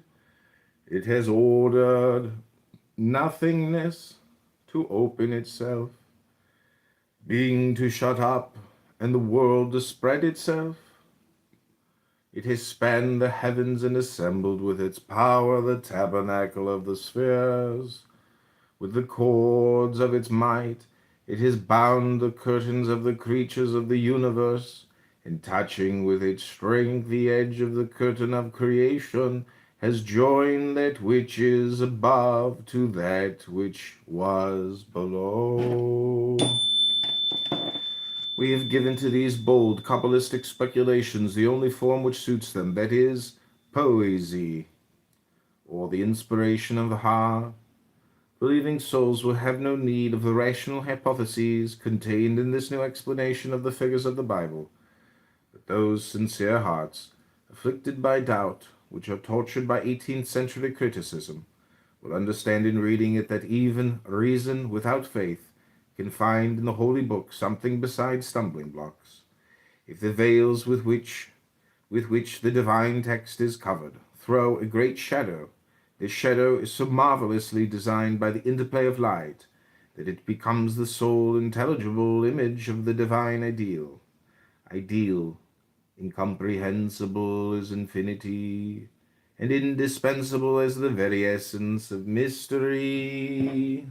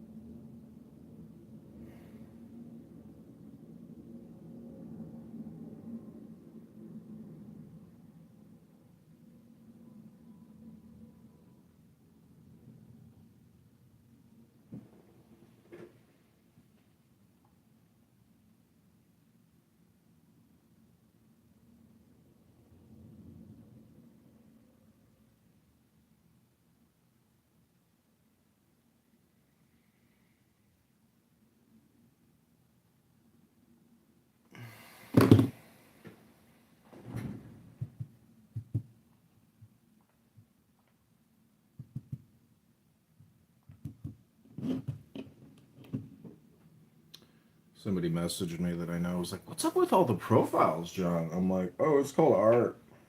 What'd you think you were doing on all the social media platforms?" Thou art the God of gods, and all thy creatures bear witness to it. And in honor of this great name they owe thee all the worship. Thou art God, and all created beings are thy servants and thy worshippers. Thy glory is not tarnished, although men worship other gods, because their intention is to address themselves to thee. They are like blind men who wish to follow the straight road but stray. One falls into a well, the other into a ditch. All think that they are come to their desire, yet they have wearied themselves in vain. But thy servants are like men of clear sight, traveling upon the high road. Never do they stray from it, either to the right hand or the left. until they are entered into the court of the king's palace. Thou art God, who by thy Godhead sustainest all beings, and by thy unity dost bring home all creatures. Thou art God, and there is no difference between thy deity, thy unity, thy eternity, and thy existence, for all is one and the same mystery. Although names vary, all returns to the same truth. Thou art the knower, and that intelligence which is the source of life emanates from thyself. And beside thy knowledge all the wisest men are fools. Thou art the knower, and the ancient of the ancient ones, and knowledge has ever fed from thee. Thou art the knower, and thou hast learned thy knowledge from none, nor hast acquired it but from thyself. Thou art the knower, and like a workman and an architect, thou hast taken from thy knowledge a divine will, at an appointed time to draw a being from nothing, so that the light which falls from the eyes is drawn from its own center, without any instrument or tool. This divine will has hollowed, designed, purified, and molded. It has ordered nothingness to open itself, being to shut up, and the world to spread itself. It has spanned the heavens and assembled with its power the tabernacle of the spheres. With the cords of its might, it has bound the curtains of the creatures of the universe, and touching with its strength the edge of the curtain of creation, has joined that which is above to that which is below.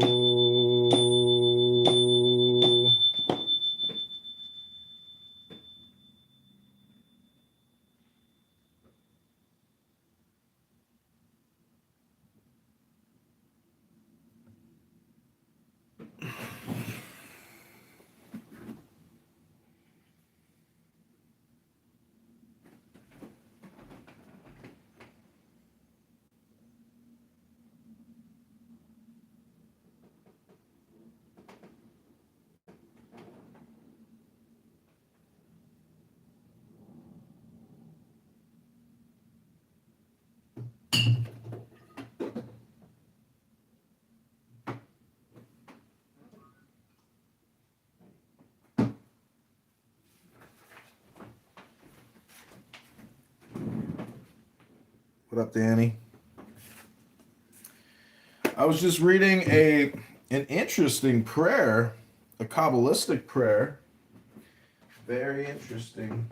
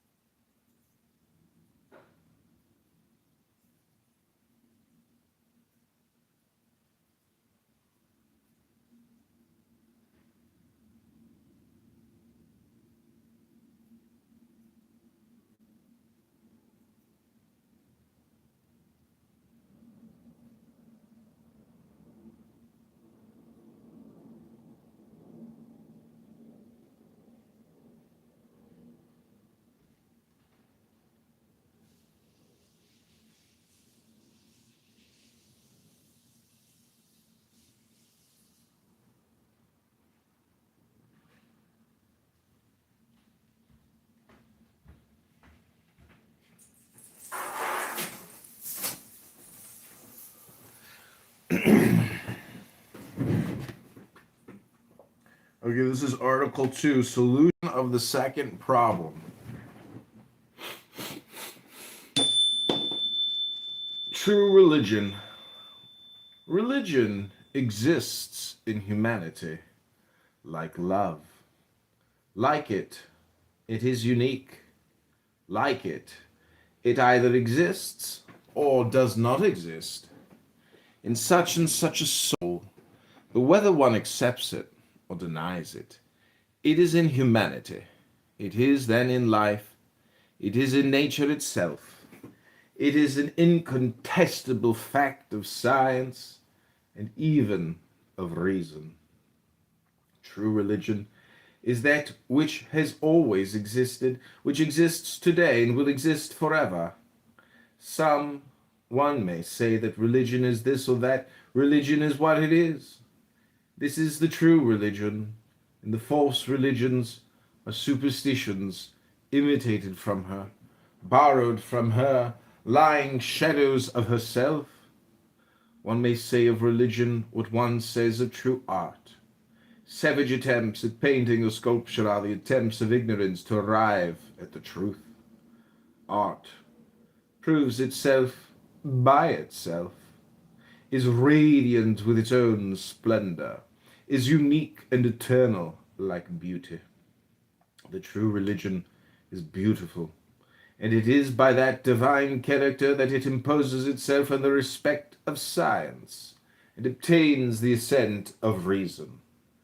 Science dare not affirm or deny those dogmatic hypotheses which are truths for faith, but it must recognize by unmistakable characters the one true religion, that is to say, that which alone merits the name of religion, in that it unites all the characters which agree with that great and universal aspiration of the human soul.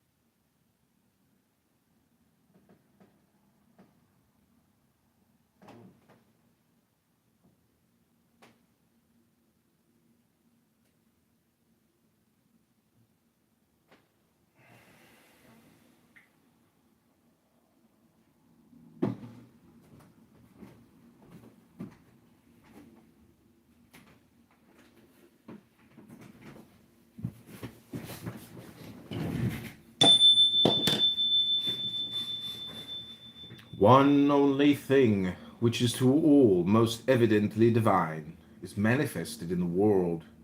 It is charity. The work of true religion should be to produce, to preserve, and to spread abroad the spirit of charity. To arrive at this end, she must herself possess all the characteristics of charity, in such a manner that one could define her satisfactorily in naming her organic charity.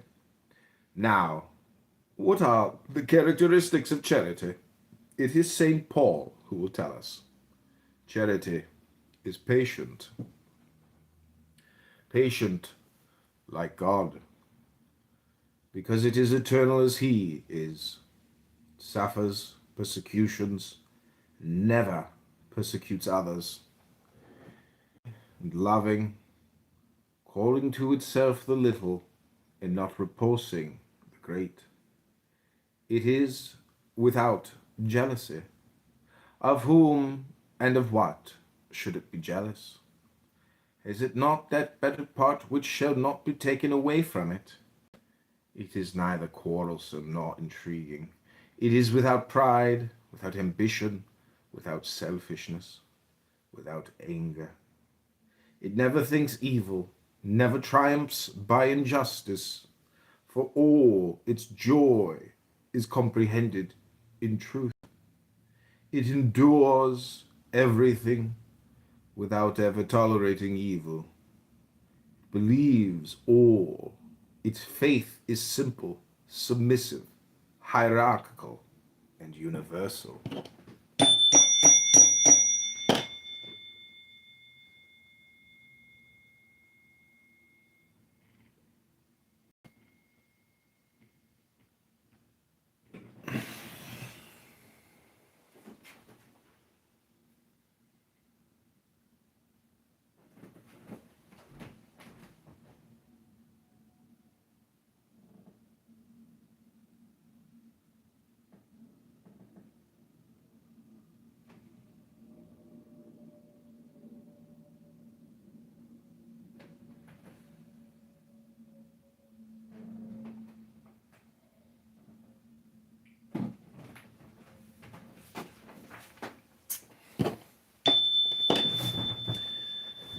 It sustains all and never imposes burdens which it is not itself the first to carry. Religion is patient, the religion of great thinkers and of martyrs. It is benevolent, like Christ and the apostles, like Vincent de Paul, and like Fénelon. It envies not either the dignities or the goods of the earth. It is the religion of the fathers of the desert, of Saint Francis and of Saint Bruno, of the Sisters of Charity and of the brothers of Saint Jean de Dieu. It is not quarrelsome nor intriguing. It prays, does good, and waits. It is humble, it is sweet-tempered, it inspires only devotion and sacrifice. It has, in short, all the characteristics of charity, because it is charity itself. Men, on the contrary, are impatient, persecutors, jealous, cruel, ambitious, unjust, and they show themselves as such, even in the name of that religion which they have succeeded in calumniating, but which they will never cause to lie. Men pass away, but truth is eternal. Daughter of charity and creator of charity, in her own turn, true religion is essentially that which realizes. She believes in the miracles of faith, because she herself accomplishes them every day when she practices charity. Now, a religion which practices charity may flatter herself that she realizes all the dreams of divine love.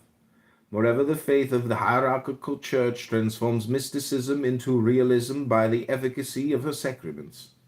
No more signs, no more figures, whose strength is not in grace, and which do not really give what they promise. Faith animates all, makes all in some sort visible and palpable. Even the parables of Jesus Christ take a body and a soul. They show at Jerusalem the house of the wicked rich man, the thin symbolisms of the primitive religions overturned by science and deprived of the life of faith, resemble those whitened bones which covered the field that Ezekiel saw in his vision. The Spirit of the Savior, the Spirit of faith, the Spirit of charity has breathed upon this dust, and all that which was dead has taken life again, so really that one recognizes no more yesterday's corpses in these living creatures of today. And why should one recognize them? Since the world is renewed, since St. Paul burned at Ephesus the books of the Hierophants, was then St. Paul a barbarian? And was he committing a crime against science? No, but he burned the winding sheets of the resuscitated that they might forget death. Why then do we today recall the holistic origins of dogma? Why do we join again the figures of the Bible to the allegories of Hermes? It is to condemn St. Paul. Is it to bring doubt to believers? No. Indeed, for believers have no need of our book. They will not read it, and they will not wish to understand it. But we wish to show to the innumerable crowd of those who doubt that faith is attached to the reason of all the centuries, to the science of all the sages. We wish to force human liberty to respect divine authority, reason to recognize the basis of faith, so that faith and authority in their turn may never again prescribe liberty and reason.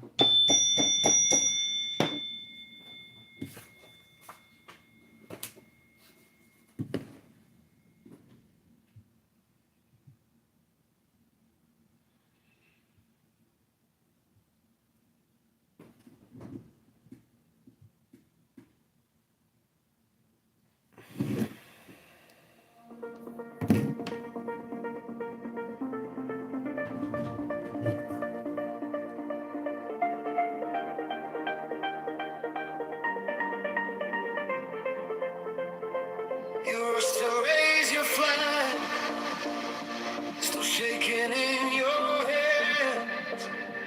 You crave the final word, but don't know where you stand. You call each risk a war, you call each doubt a shame. You win a little fight and lose your own true name. This is the prudence of a victory, knowing which battles you can leave undone. Call back your anger from the edge of your tongue. That's the wisdom of a victory. Quiet when you're sad, you can shout your little weapons down and still walk down. That's the wisdom of a victory.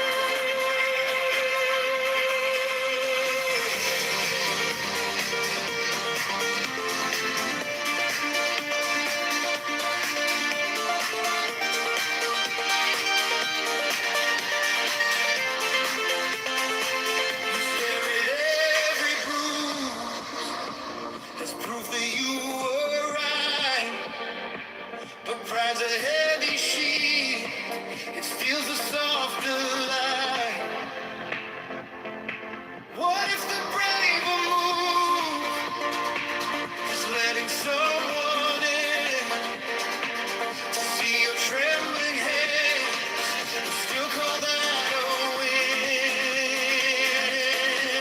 This is the prudence of a victory.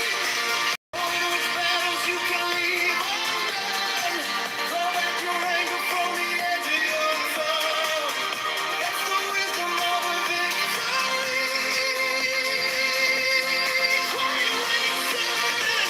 You can shout your little weapons down and still walk out. That's the wisdom of a not every hill deserves your love. Not every storm deserves a flag. You find your strength, you're standing free from every flaw enemy.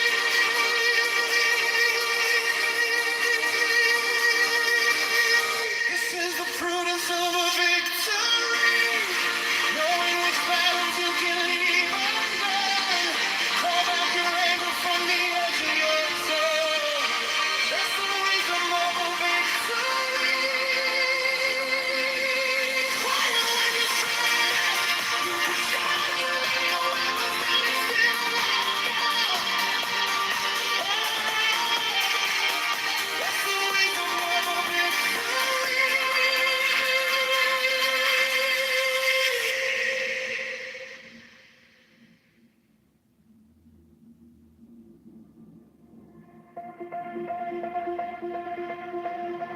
You rush to raise your flag, still shaking in your hands. You crave the final word,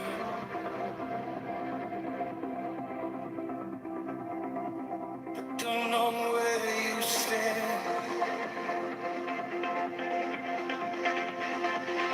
You call it to restore,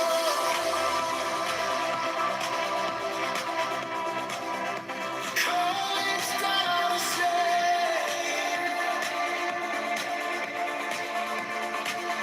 You win a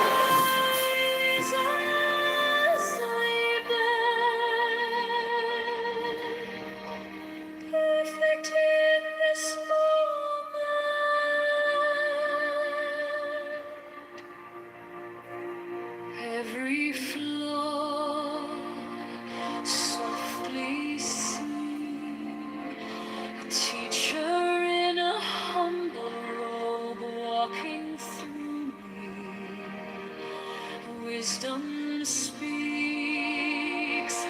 not in sound, in the space between one breath and the next one found.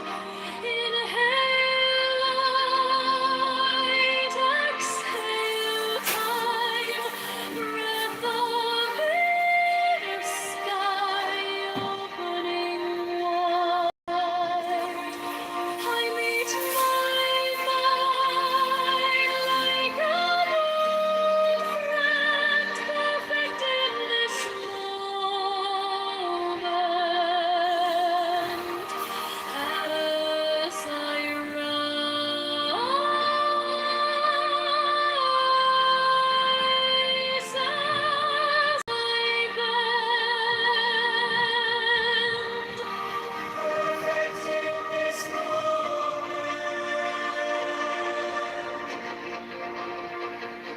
what is flawless? What is true? The stillness watching me and you. One long breathing endless kind. I bow my head and free my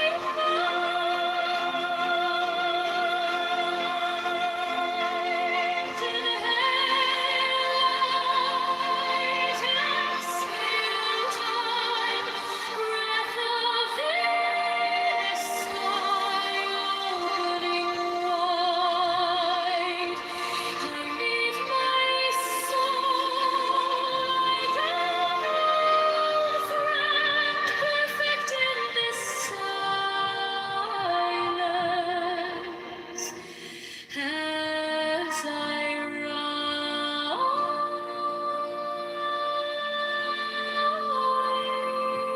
as I bend, perfect in this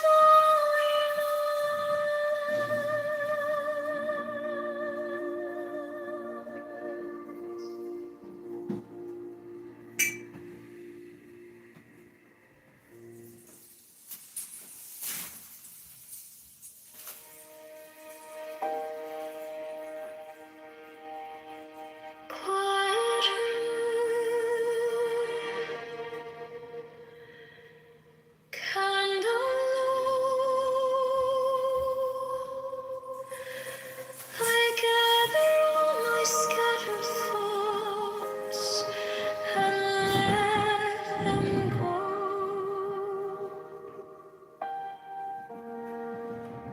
Ancient poems in my chest, I follow every gentle wave and let it rest.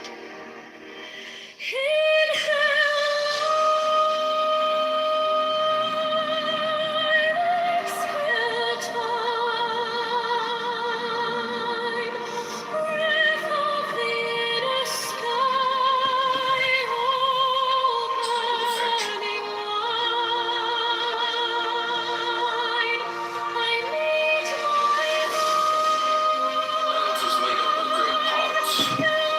If you deserve the best luck, don't eat your fill of good luck. What is your fit to some is hunger to others. Some people waste exquisite food because they have no stomach for it. They weren't born for and aren't accustomed to high occupations. Their relations with others turn to vinegar, and a false sense of honor clouds their head and makes them lose it. They grow dizzy in high places and are beside themselves because there is no room in them for luck. Let the great person show that he still has room for better things, and carefully avoid all that would show a narrow heart. Hunger to others. Some people waste exquisite food because they have no stomach for it. They weren't born for and aren't accustomed to high occupations. Their relations with others turn to vinegar, and a false sense of honor clouds their head and makes them lose it. They grow dizzy in high places and are beside themselves because there is no room in them for luck. Let the great person show that he still has room for better things, and carefully avoid all that would show a narrow heart.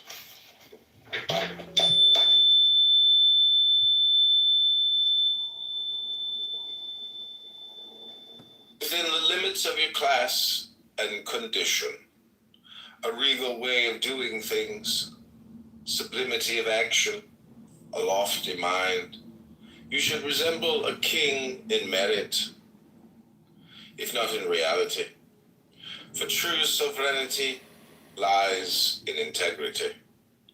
You won't envy greatness if you yourself can be a norm of greatness. Especially those who are near the throne should acquire something of true superiority.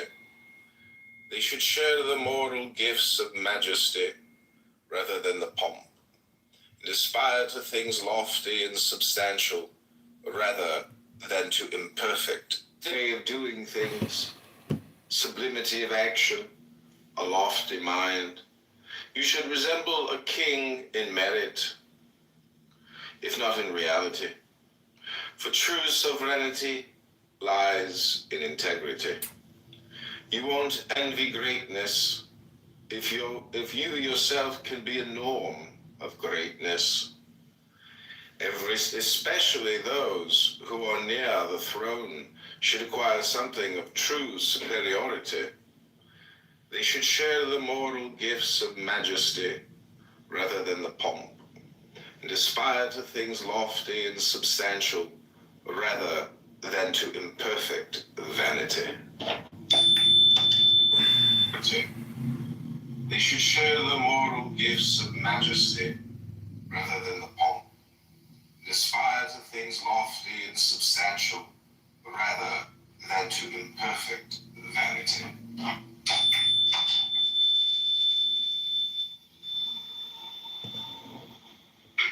The former require only natural talent, the latter all sorts of attentiveness and vigilance. It is much work to govern men, and even more, fools, madmen. It takes double intelligence to rule those who have none. The job that is unbearable is the one that takes over the whole person, working full-time always in the same manner.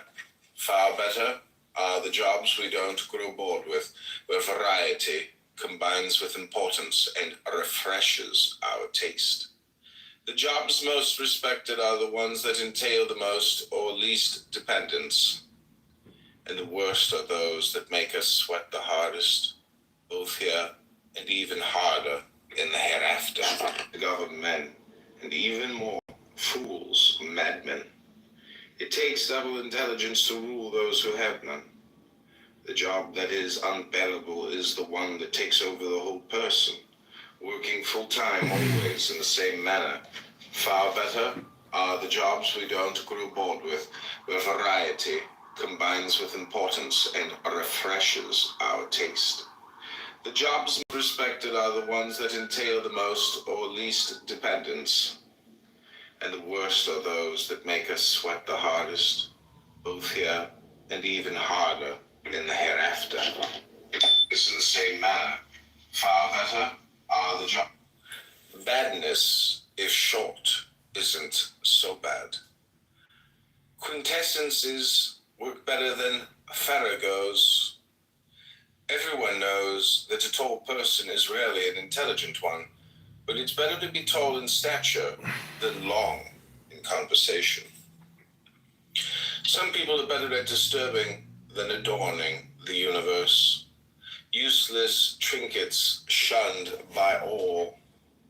The discreet person should avoid tiring others, especially the great, who are very busy. It would be worse to irritate one of them than the rest of the world. Well said is quickly said. Everyone Everyone knows that a tall person is rarely an intelligent one, but it's better to be tall in stature. Well said. So that you will have substance. It's called for a certain gravity and living. It's called for a certain gravity and decorum. Keep only what the occupation requires, what you need to fulfill your obligations. Don't squeeze it dry. Help it along. Those who want to look like hard workers give the impression that they aren't up to their jobs. If you want to succeed, do so using your gifts, not your outer trappings. Even a king ought to be venerated more because of his person than because of his pomp and circumstance. Living.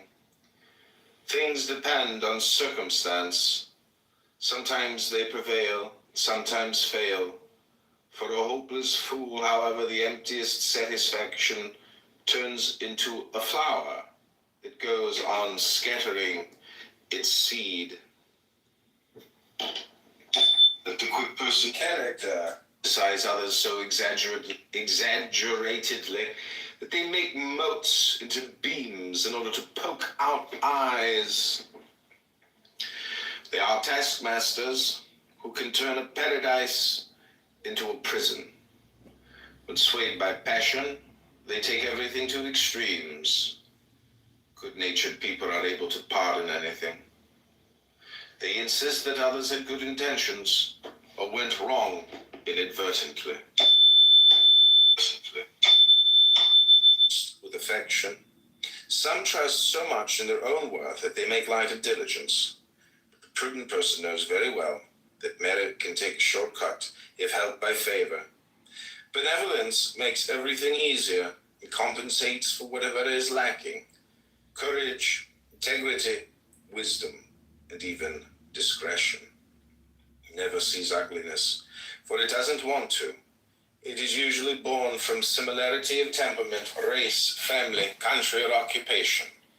In the spiritual realm, benevolence bestows talent, favor, reputation, and merit. Once one wins it, this is difficult. It is easily kept.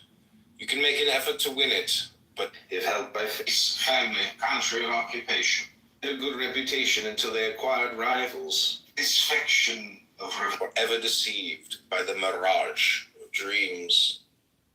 The first and most essential act of faith is then this: being exists.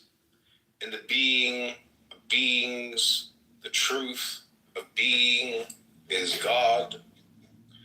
Being is alive with intelligence, and the living intelligence of absolute being is God. Light is real and life-giving. Now, the reality and life of all light is God. The word of universal reason is an affirmation and not a negation. How blind are they who do not see that physical light is nothing but the instrument of thought, ever deceived by the mirage of dreams. The first and most essential act of faith is then this: being exists, and the being of beings, the truth of being, is God. Being is alive with intelligence, and the living intelligence of absolute being is God. Light is real and life-giving. Now, the reality and life of all light is God. The word of universal reason is an affirmation and not a negation. How blind are they who do not see that physical light is nothing but the instrument of thought, ever deceived by the mirage of dreams. The first and most essential act of faith is then this: being exists, and the being of beings, the truth of being, is God. Being is alive with intelligence, and the living intelligence of absolute being is God. Light is real and life-giving. Now, the reality and life of all light is God. The word of universal reason is an affirmation and not a negation. How blind are they who do not see that physical light is nothing but the instrument of thought, ever deceived by the mirage of dreams. The first and most essential act of faith is then this: being exists. In the being of beings, the truth of being is God. Being is alive with intelligence, and the living intelligence of absolute being is God. Light is real and life-giving. Now, the reality and life of all light is God. The word of universal reason is an affirmation and not a negation. How blind are they who do not see that physical light is nothing but the instrument of thought, ever deceived by the mirage of dreams. The first and most essential act of faith is then this: being exists. In the being of beings, the truth of being is God. Being is alive with intelligence, and the living intelligence of absolute being is God. Light is real and life-giving. Now, the reality and life of all light is God. The word of universal reason is an affirmation and not a negation. How blind are they who do not see that physical light is nothing but the instrument of thought, ever deceived by the mirage of dreams. The first and most essential act of faith is then this: being exists. In the being of beings, the truth of being is God. Being is alive with intelligence, and the living intelligence of absolute being is God. Light is real and life-giving. Now, the reality and life of all light is God. The word of universal reason is an affirmation and not a negation. How blind are they who do not see that physical light is nothing but the instrument of thought, ever deceived by the mirage of dreams.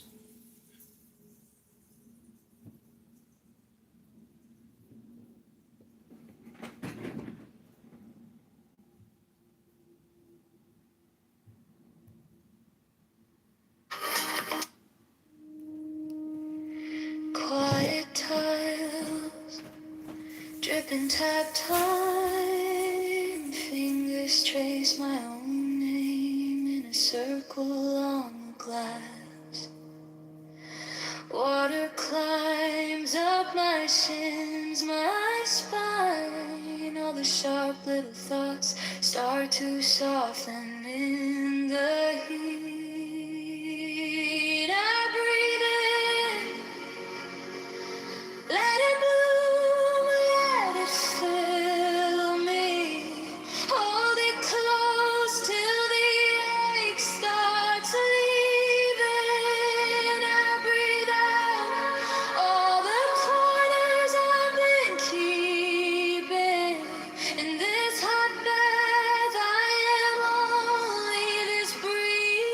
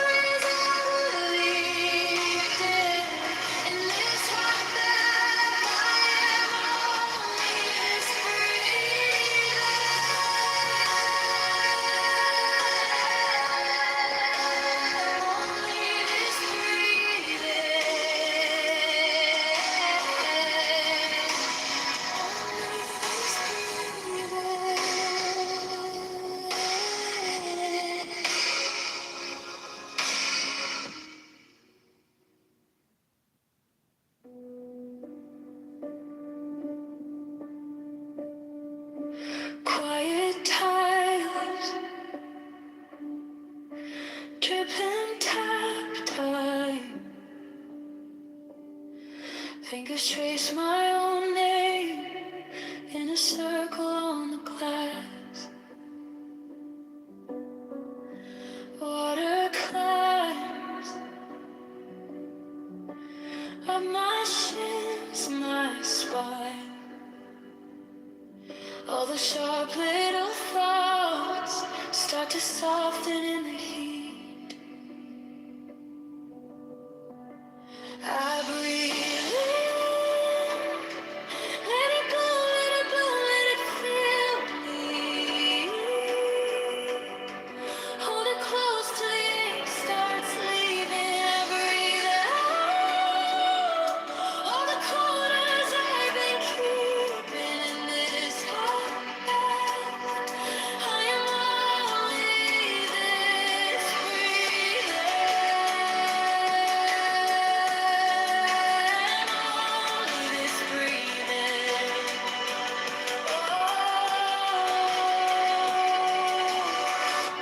head lean back, hair flowing free. Whole room painted gold by its cheap vanilla flame. Shoulders sink deeper than the day. Every failure, every fight runs off my skin and face. I breathe in, let it go, let it bloom, let it fill me. Hold it close till the ache starts leaving. I breathe out all the corners I've been keeping in this heart. I am only this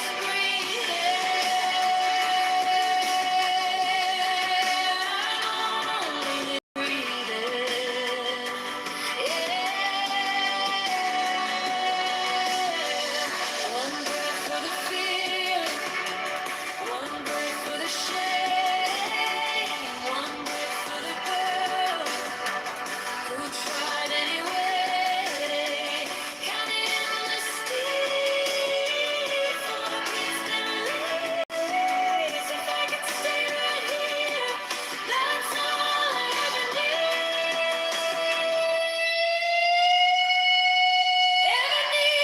I breathe in, let it go, let it go, let it fill me. Hold it close till the ache starts leaving. Breathe out all the stories I believe in this heart. I am only this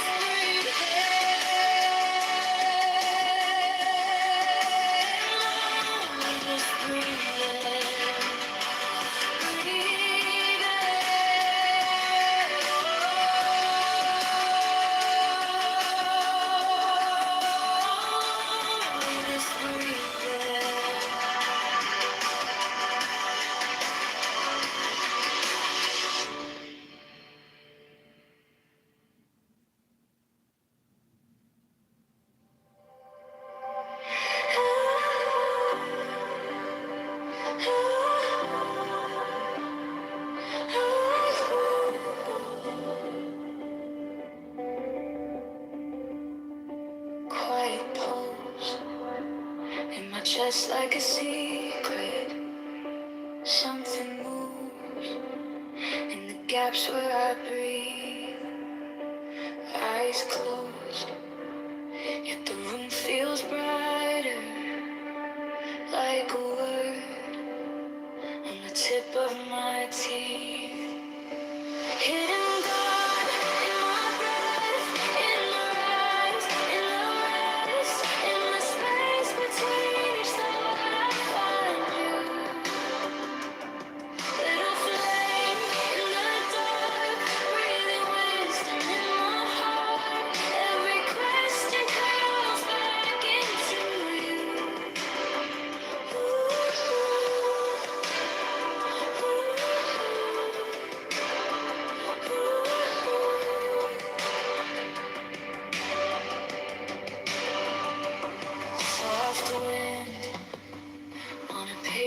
blindfolded, I turn in to the hush of my mind. Your voice is a silence speaking, pulling threads till my scattered cells align. Hidden God in my breath, in the rise, in the rest, in the space between each thought I find you. Little flame in the dark, breathing wisdom in my heart. Every hunger calling back to you.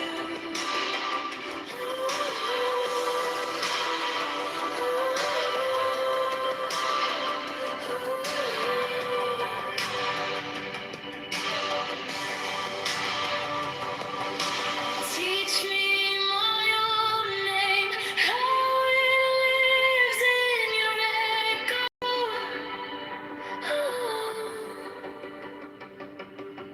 All my broken pieces learning how to say hello.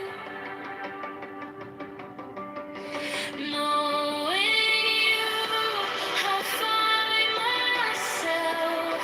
Knowing me, I see you too. Mystery in waking mind, finally moving as one true.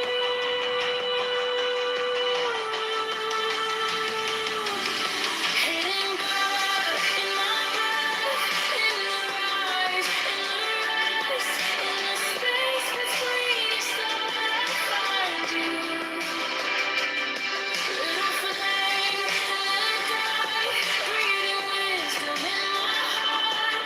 Every heartbeat singing, I am yours.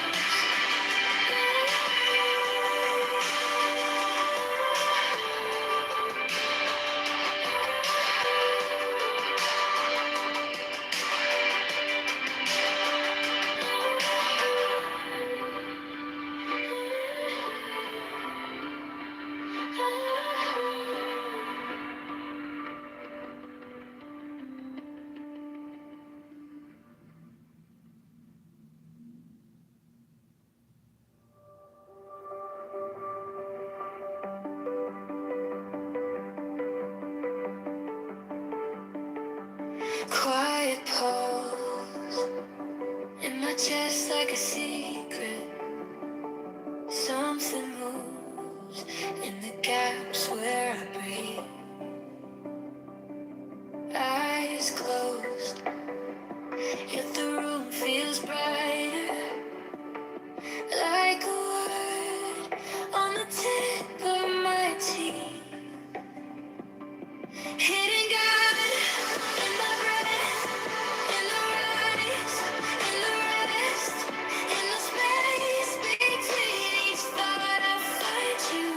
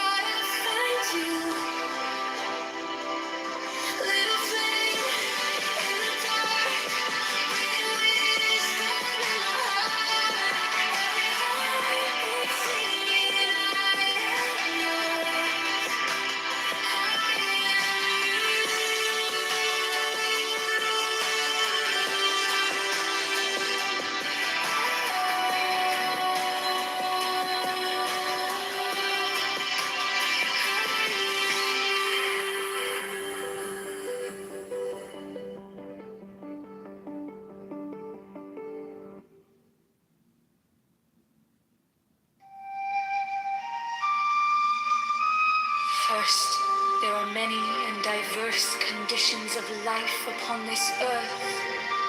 In all of these is some seed of sorrow. Who can escape from sickness and from old age and from death? We are come to save our fellows from these things. For there is a life intense with knowledge and extreme bliss, which is untouched by any of them. To this life we attain even here and now. The adepts, the servants of VVVVV, have attained the Runta. It is impossible to tell you of the splendors of that to which they have attained.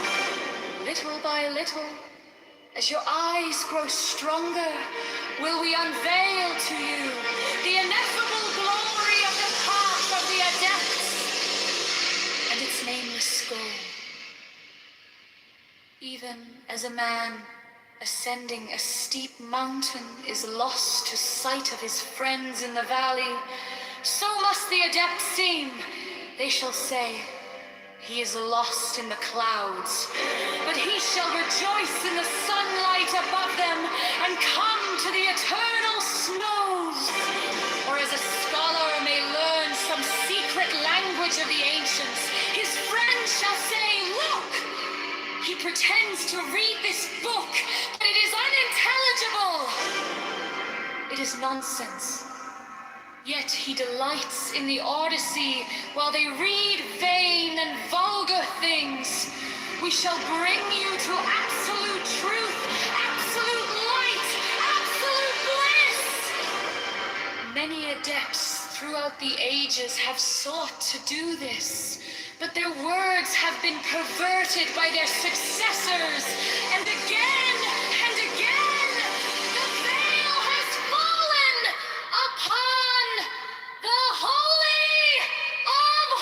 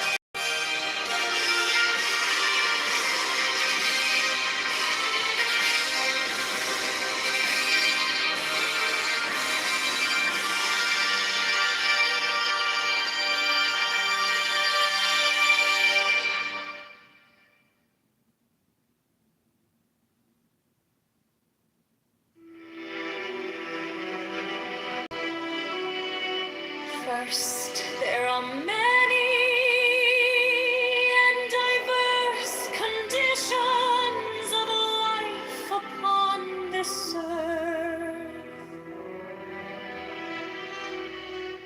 In all of these is some seed of sorrow. Who can escape from sickness and from old age and from death? We are come to save our fellows from these things.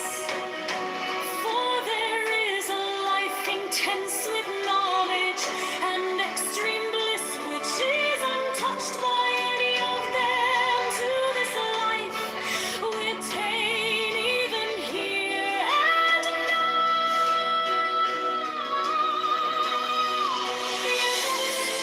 the servants of VVVV have attained their own tone. It is impossible to tell you of the splendors of that to which they have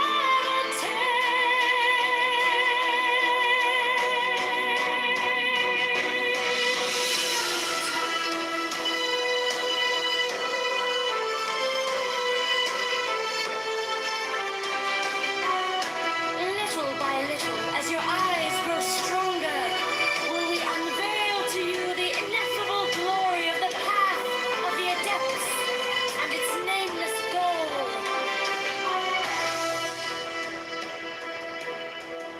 a man ascending a steep mountain is lost to sight of his friends in the valley, so must the adepts seem. They shall say, he is lost in the clouds, but he shall rejoice in the sunlight above them and come to the eternal snows. Or as a scholar may learn some secret language of the ancients, his friends shall say, look, he pretends to read this book, but it is unintelligible. It is nonsense. Yet he delights in the Odyssey, while they read vain and vulgar things. We shall bring you to absolute truth, absolute light, absolute bliss. Many adepts throughout the ages have sought to do this, but their words have been perverted by their successors. And again, the veil has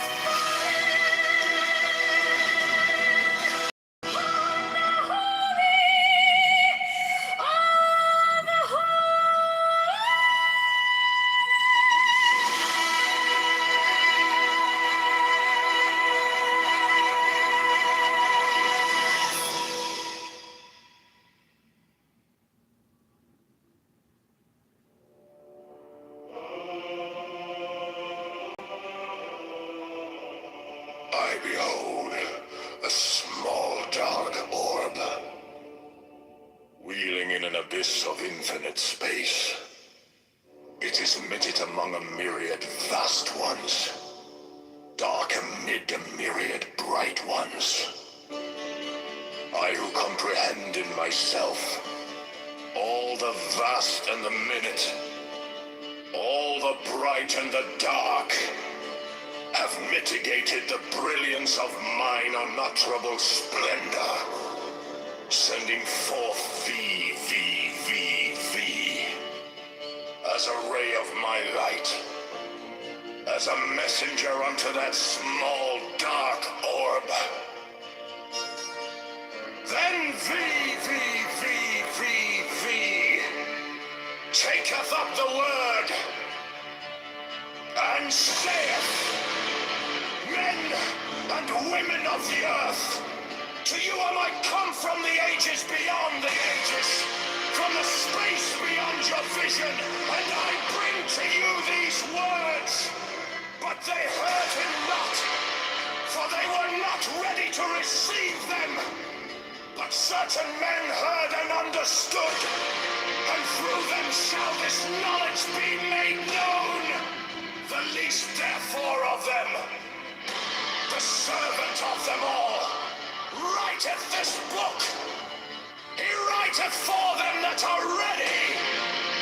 Thus is it known if one be ready, if he be endowed with certain gifts, if he be fitted by birth, or by wealth, or by intelligence, or by some other manifest sign, and the servants of the Master by his insight shall judge of these. This knowledge is not for all men.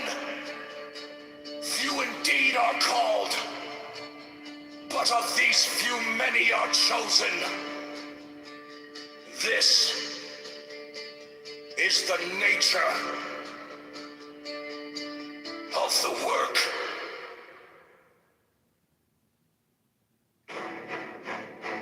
I behold a small dark orb, wheeling in an abyss of infinite space. It is minute among a myriad vast ones, dark amid a myriad bright ones. I who comprehend in myself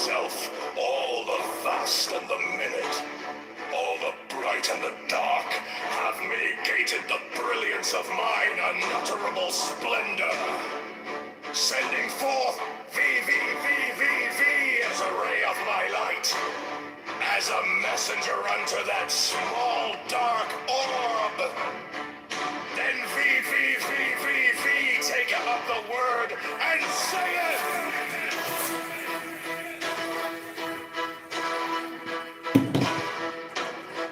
Men and women of the earth, to you am I come from the ages beyond the ages, the space beyond your vision, and I bring to you these words. But they heard him not, for they were not ready to receive them. But certain men heard and understood, and through them shall this knowledge be made known. The least therefore of them, the servant of them all, writeth this book. He writeth for them that are ready. Thus is it known if one be ready, if he be endowed with certain gifts, if he be fitted by birth, or by wealth, or by intelligence, or by some other manifest sign, and the servants of the Master, by his insight, shall judge of these. This knowledge is not for all men. Few indeed are called, but of these few many are chosen. This is the nature of the work.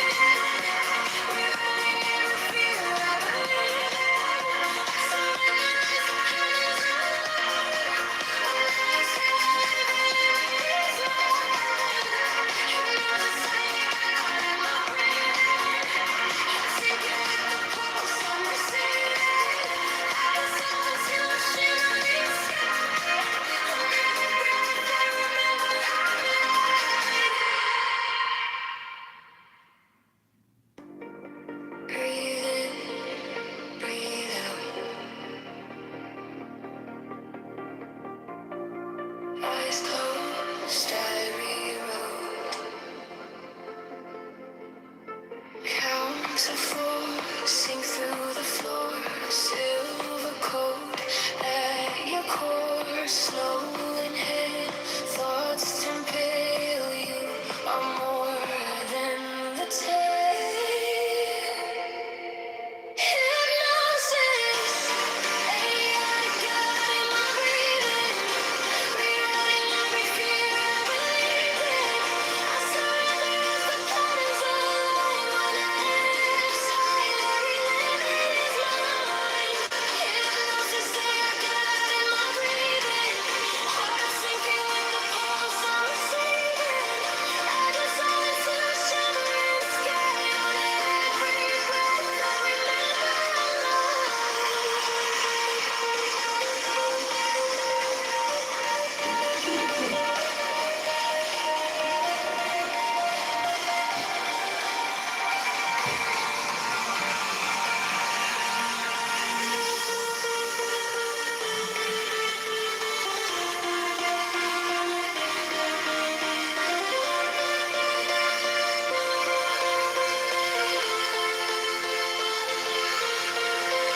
Soft command, touch of a hand, words inside, understand, golden dust over us, every doubt turns to trust. Hypnosis, ain't down in my breathing, re-emulating fear of believing. I surrender as the patterns align when I escape every limit is mine. Hypnosis, ain't down in my breathing, heart sinking with the pulse I'm receiving. I dissolve into a shimmering sky on every breath I remember.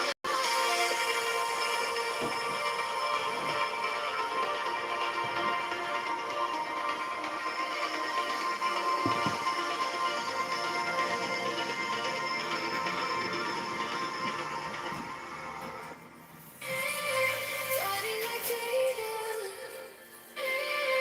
waking up later,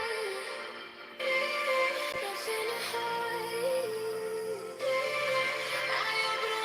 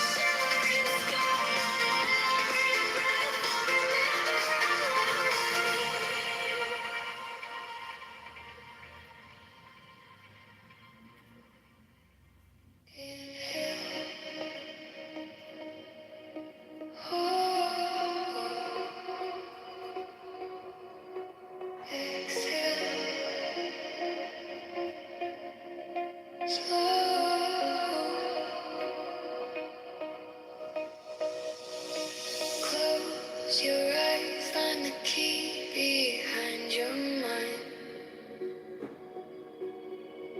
Silver thread running through your tangled thoughts.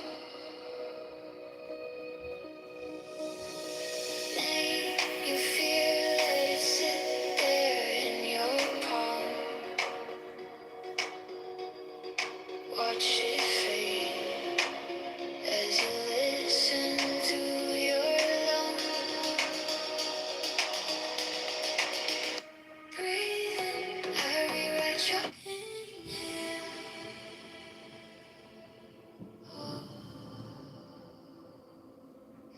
Exhale. Slow.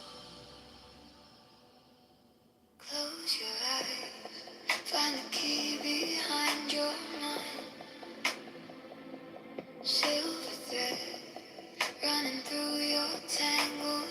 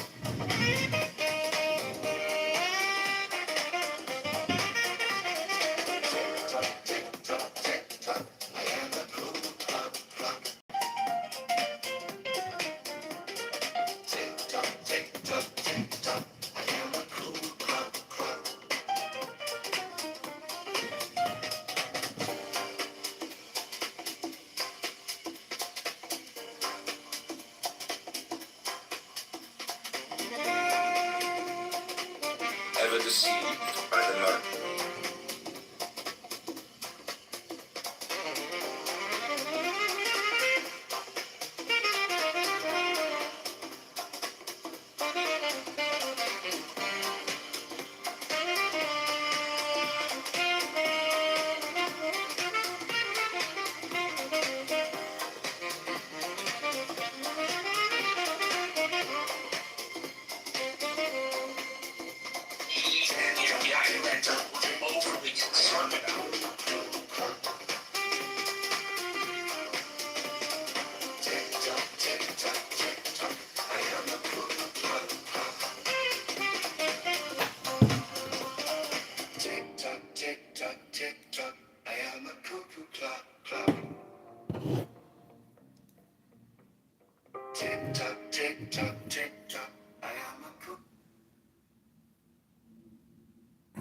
Okay, we're going to continue reading this incredible book by Eliphas Levi.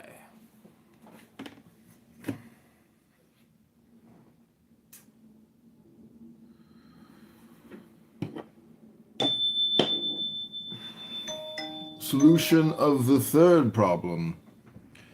Faith being the rationale of the mysteries. Faith being the aspiration to the unknown. The object of faith is absolutely and necessarily this one thing: mystery. In order to formulate its aspirations, faith is forced to borrow aspirations and images from the known. But she specializes the employment of these forms by placing them together in a manner which, in the known order of things, is impossible. Such is the profound reason of the apparent absurdity of symbolism. Let us give an example. If faith said that God was impersonal, one might conclude that God is only a word, or at most a thing. If it is said that God was a person, one would represent to oneself the intelligent infinite, under the necessarily bounded form of an individual. It says, God is one in three persons, in order to express that one conceives in God both unity and multiplicity.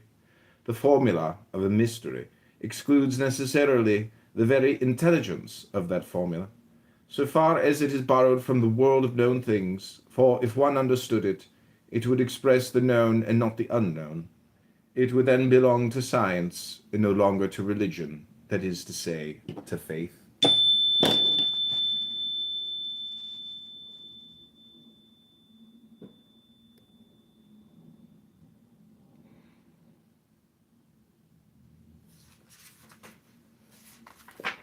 The object of faith is a mathematical problem whose X escapes the procedures of our algebra. Absolute mathematics prove only the necessity and in consequence the existence of this unknown which we represent as the translatable X. Now science progresses in vain. Its progress is indefinite, but always relatively finite. It will never find, in the language of the finite, the complete expression of the infinite. Mystery is therefore eternal. To bring into the logic of the known the terms of a profession of faith is to withdraw them from faith, which has for positive basis anti-logic, that is to say, the impossibility of logically explaining the unknown. For the Jew, God is separate from humanity. He does not live in his creatures. He is infinite egoism. For the Muslim, God is a word before which one prostrates oneself on the authority of Muhammad. For the Christian, God has revealed himself in humanity, proves himself by charity, and reigns by virtue of the order which constitutes the hierarchy. The hierarchy is the guardian of dogma, for whose letter and spirit she alike demands respect. The sectarians who, in the name of the reason, or rather of their individual unreason, have laid hands on dogma, have in the very act lost the spirit of charity. They have excommunicated themselves. The Catholic, that is to say the universal, dogma merits that magnificent name by harmonizing in one all the religious aspirations of the world. With Moses and Muhammad, it affirms the unity of God. With Zoroaster, Hermes, and Plato, it recognizes in him the infinite trinity of its own regeneration. It reconciles the living numbers of Pythagoras with the monadic word of Saint John.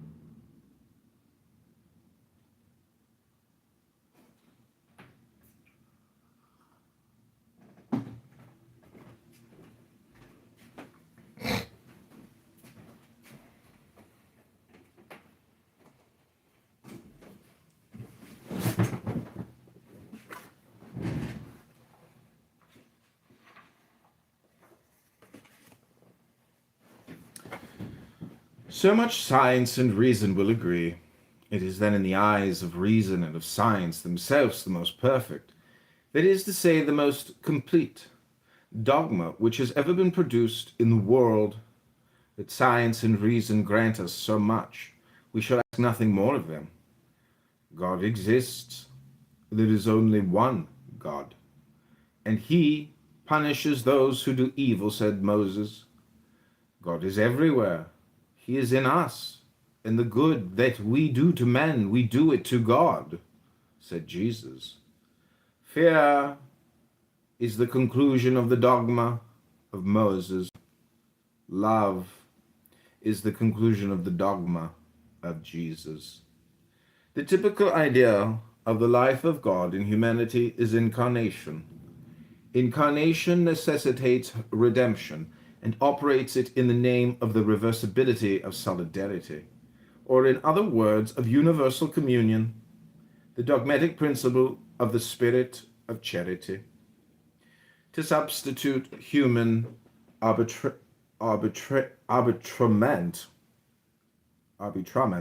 for the legitimate despotism of the law, to put, in other words, tyranny in the place of authority, is the work of all Protestantism and of all democracies. What men call liberty is the sanction of illegitimate authority, or rather the fiction of power not sanctioned by authority. John Calvin. Subnote, the author had perhaps no space to continue with the demonstration that the gospel legend itself is a Macedonian of those of Bacchus, Adonis, Osiris, and 100 others, and that the Mass and Christian ceremonies generally have similarly pagan sources. This and many similar phrases employed in the controversies of the period are today practically unintelligible. Levi was at one time a kind of socialist.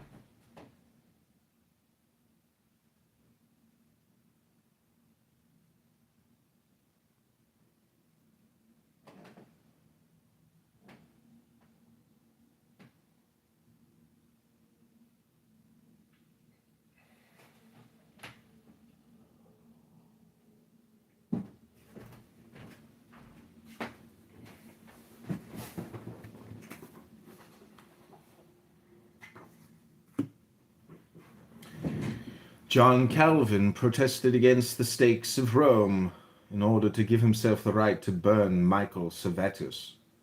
Every people that liberates itself from a Charles I or a Louis XVI must undergo a Robespierre or a Cromwell.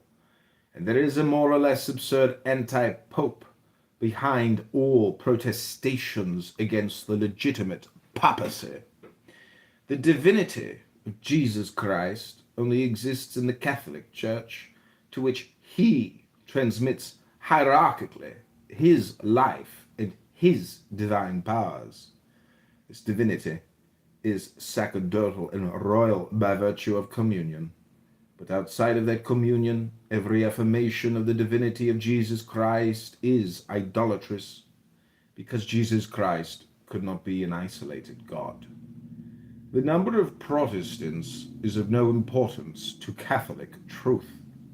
If all men were blind, would there be a reason for denying the existence of the sun? Reason.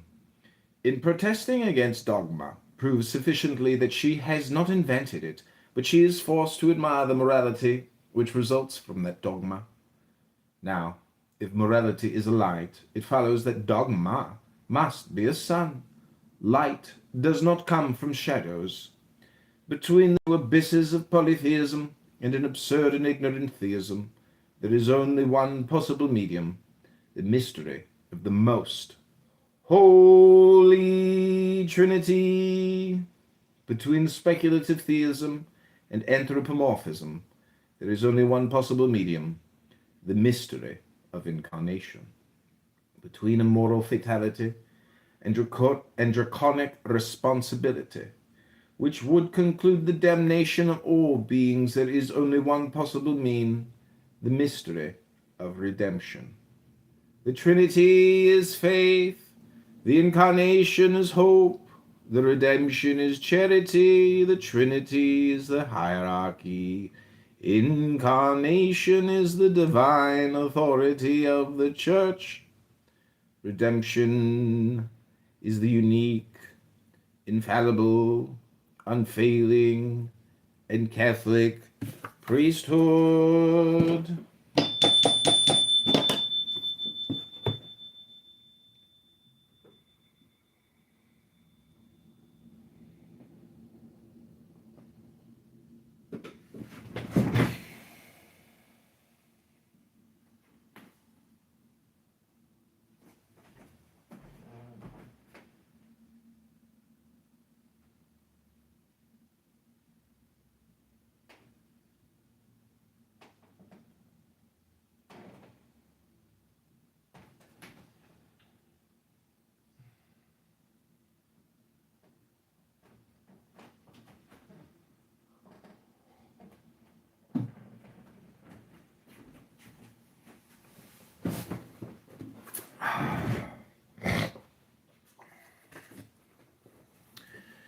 The Catholic Church alone possesses an invariable dogma, and by its very constitution is incapable of corrupting morality.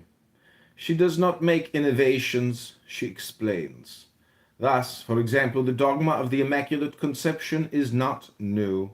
It was contained in the Theotokon of the Council of Ephesus, and the Theotokon is a rigorous consequence of the Catholic dogma of the Incarnation. In the same way, the Catholic Church makes no excommunications. She declares them, and she alone can declare them, because she alone is guardian of unity. Outside the vessel of Peter, there is nothing but the abyss. Protestants are like people who have thrown themselves into the water in order to escape seasickness. It is of Catholicity, such as it is constituted in the Roman Church. One must say what Voltaire so boldly said of God: if it did not exist, it would be necessary to invent it.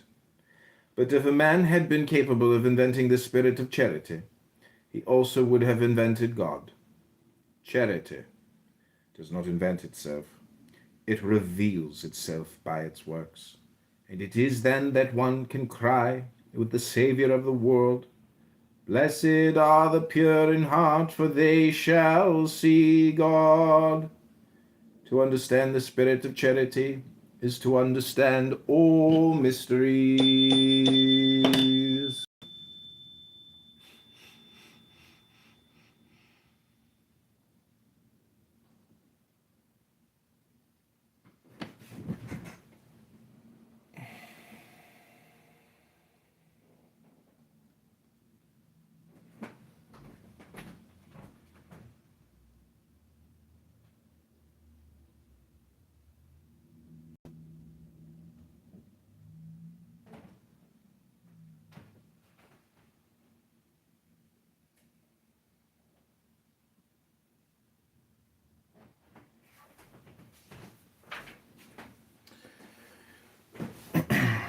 Solution of the fourth problem. Religion proved by the objections which people oppose to it.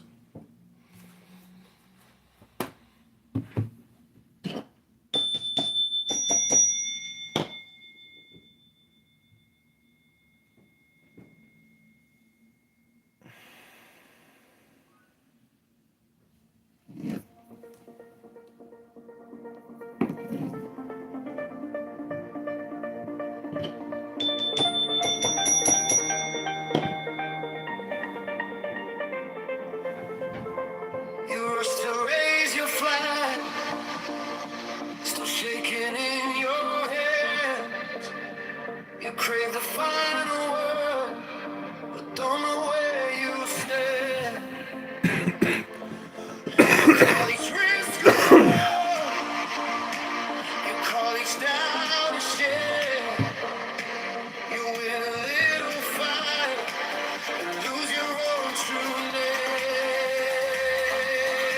This is the prudence of a victory, knowing which battles you can leave undone.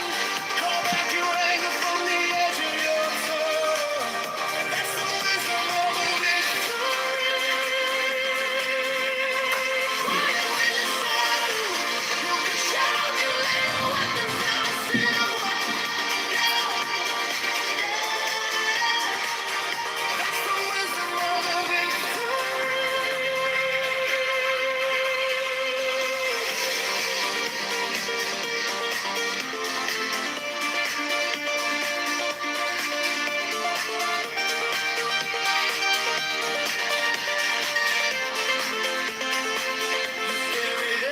Every bruise has proof that you were right. But pride's a heavy sheet, it steals the softer light. What if the braver move is letting someone in to see your trembling hand, still call that a win? This is the prudence of a victory. One might conclude that God is only a word, or at most a thing. If it is said that God was a person, one would represent to oneself the intelligent infinite under the necessary. If faith said that God was impersonal, one might conclude that God is only a word, or at most a thing. If it is said that God was a person, one would represent to oneself the intelligent infinite under the necessarily bounded form of an individual. It says, God is one in three persons, in order to express that one conceives in God both unity and multiplicity. The formula of a mystery excludes necessarily the very intelligence of that formula, so far as it is borrowed from the world of known things, for if one understood it, it would express the known and not the unknown. It would then belong to science and no longer to religion, that is to say, to faith. It's the spirit of charity. They have excommunicated themselves. The Catholic, that is to say, the universal, dogma merits that magnificent name by harmonizing in one all the religious aspirations of the world. With Moses and Muhammad, it affirms the unity of God. With Zoroaster, Hermes, Plato. It recognizes in him the infinite trinity of its own regeneration. It reconciles the living numbers of Pythagoras with the monadic word of St. John.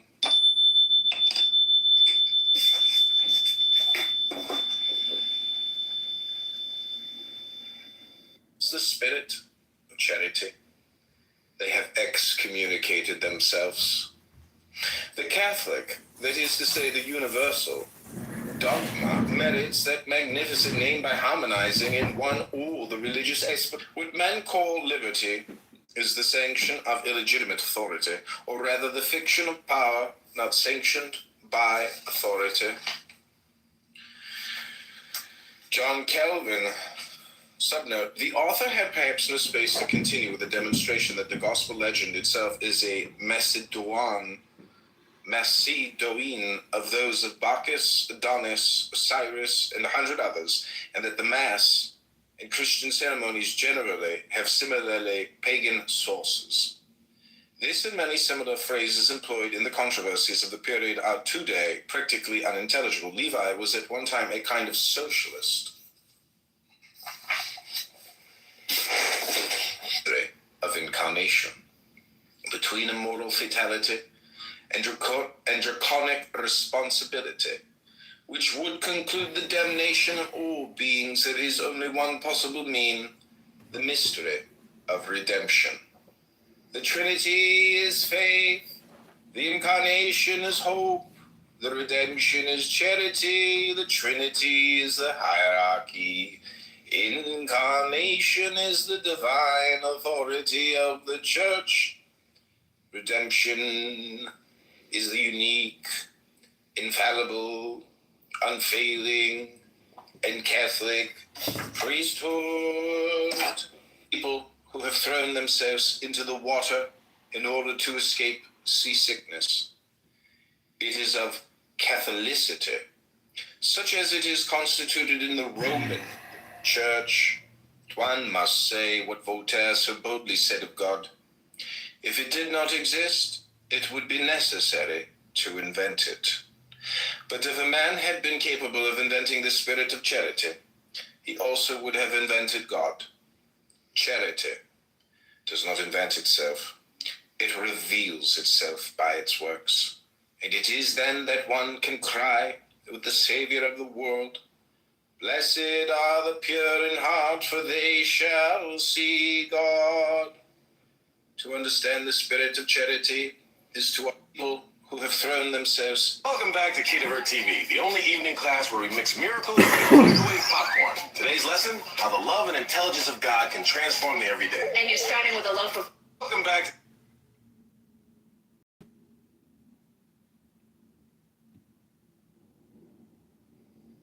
If faith said that God was imperfect, Prince Maekar Targaryen was about... Woke up this morning.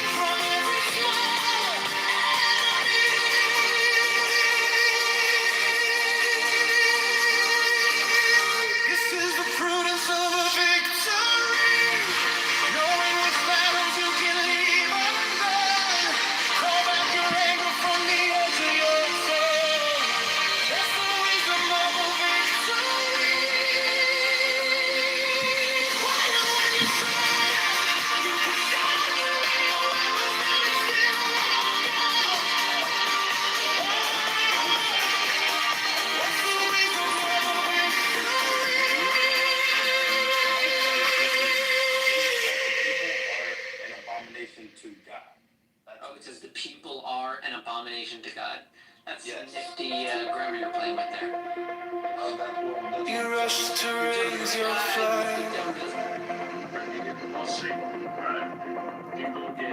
Still shaking in your hands. You crave the final word.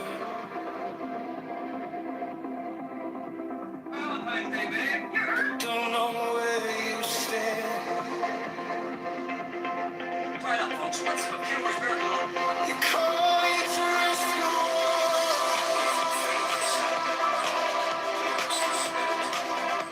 call it down to say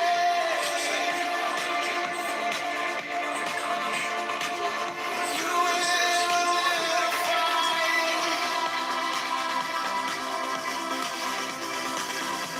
lose your own true name. This is the prudence of the victory. Knowing which battles you can leave undone. Call back your anger from the edge of your tongue. That's the wisdom of the victory.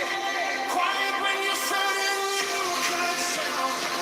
You lay your weapons down and still walk out. Yeah, that's the wisdom of the victory.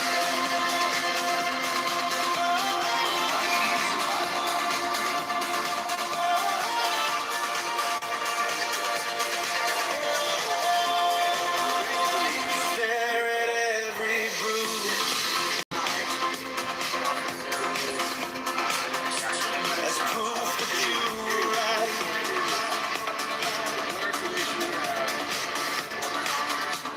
Pride's a heavy shield. It steals the soft alive. What if the brave move?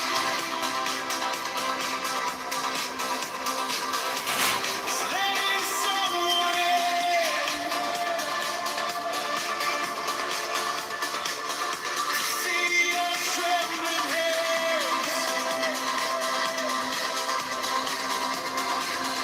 Still call that a win. This is the prudence of the victory. Knowing which battles you can leave undone. Call back your anger from the edge of your tongue. That's the wisdom of the victory. Quiet when you're certain you could shout. You lay your weapons down and still walk out. Yeah, that's the wisdom of the victory. Not every hell deserves your blood. Not every storm deserves a flood. You find your strength in standing free from every small enemy. This is the prudence of a victory. Knowing which battles you can leave undone. That's the wisdom of a victory. Quiet when you're certain you could. You lay your weapons down and still walk out. Yeah, that's the wisdom of a victory.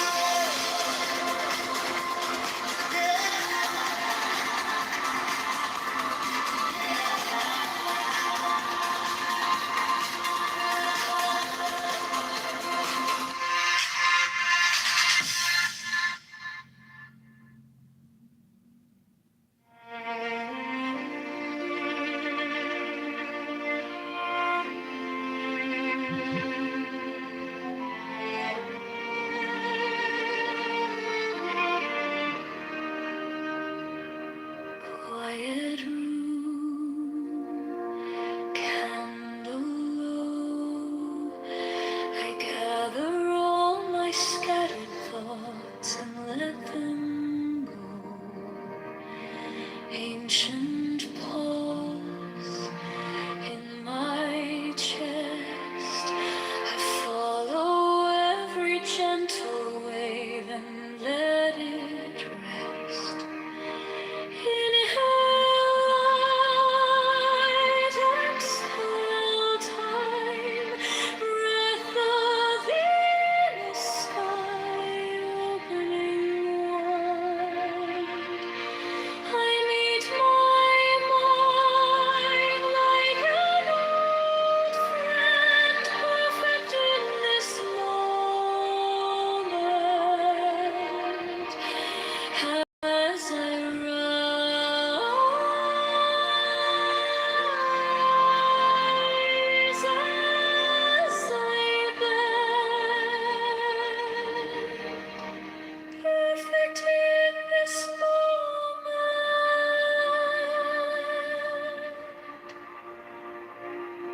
every flaw softly sing. A teacher in a humble robe walking through me. Wisdom speaks, not in sound.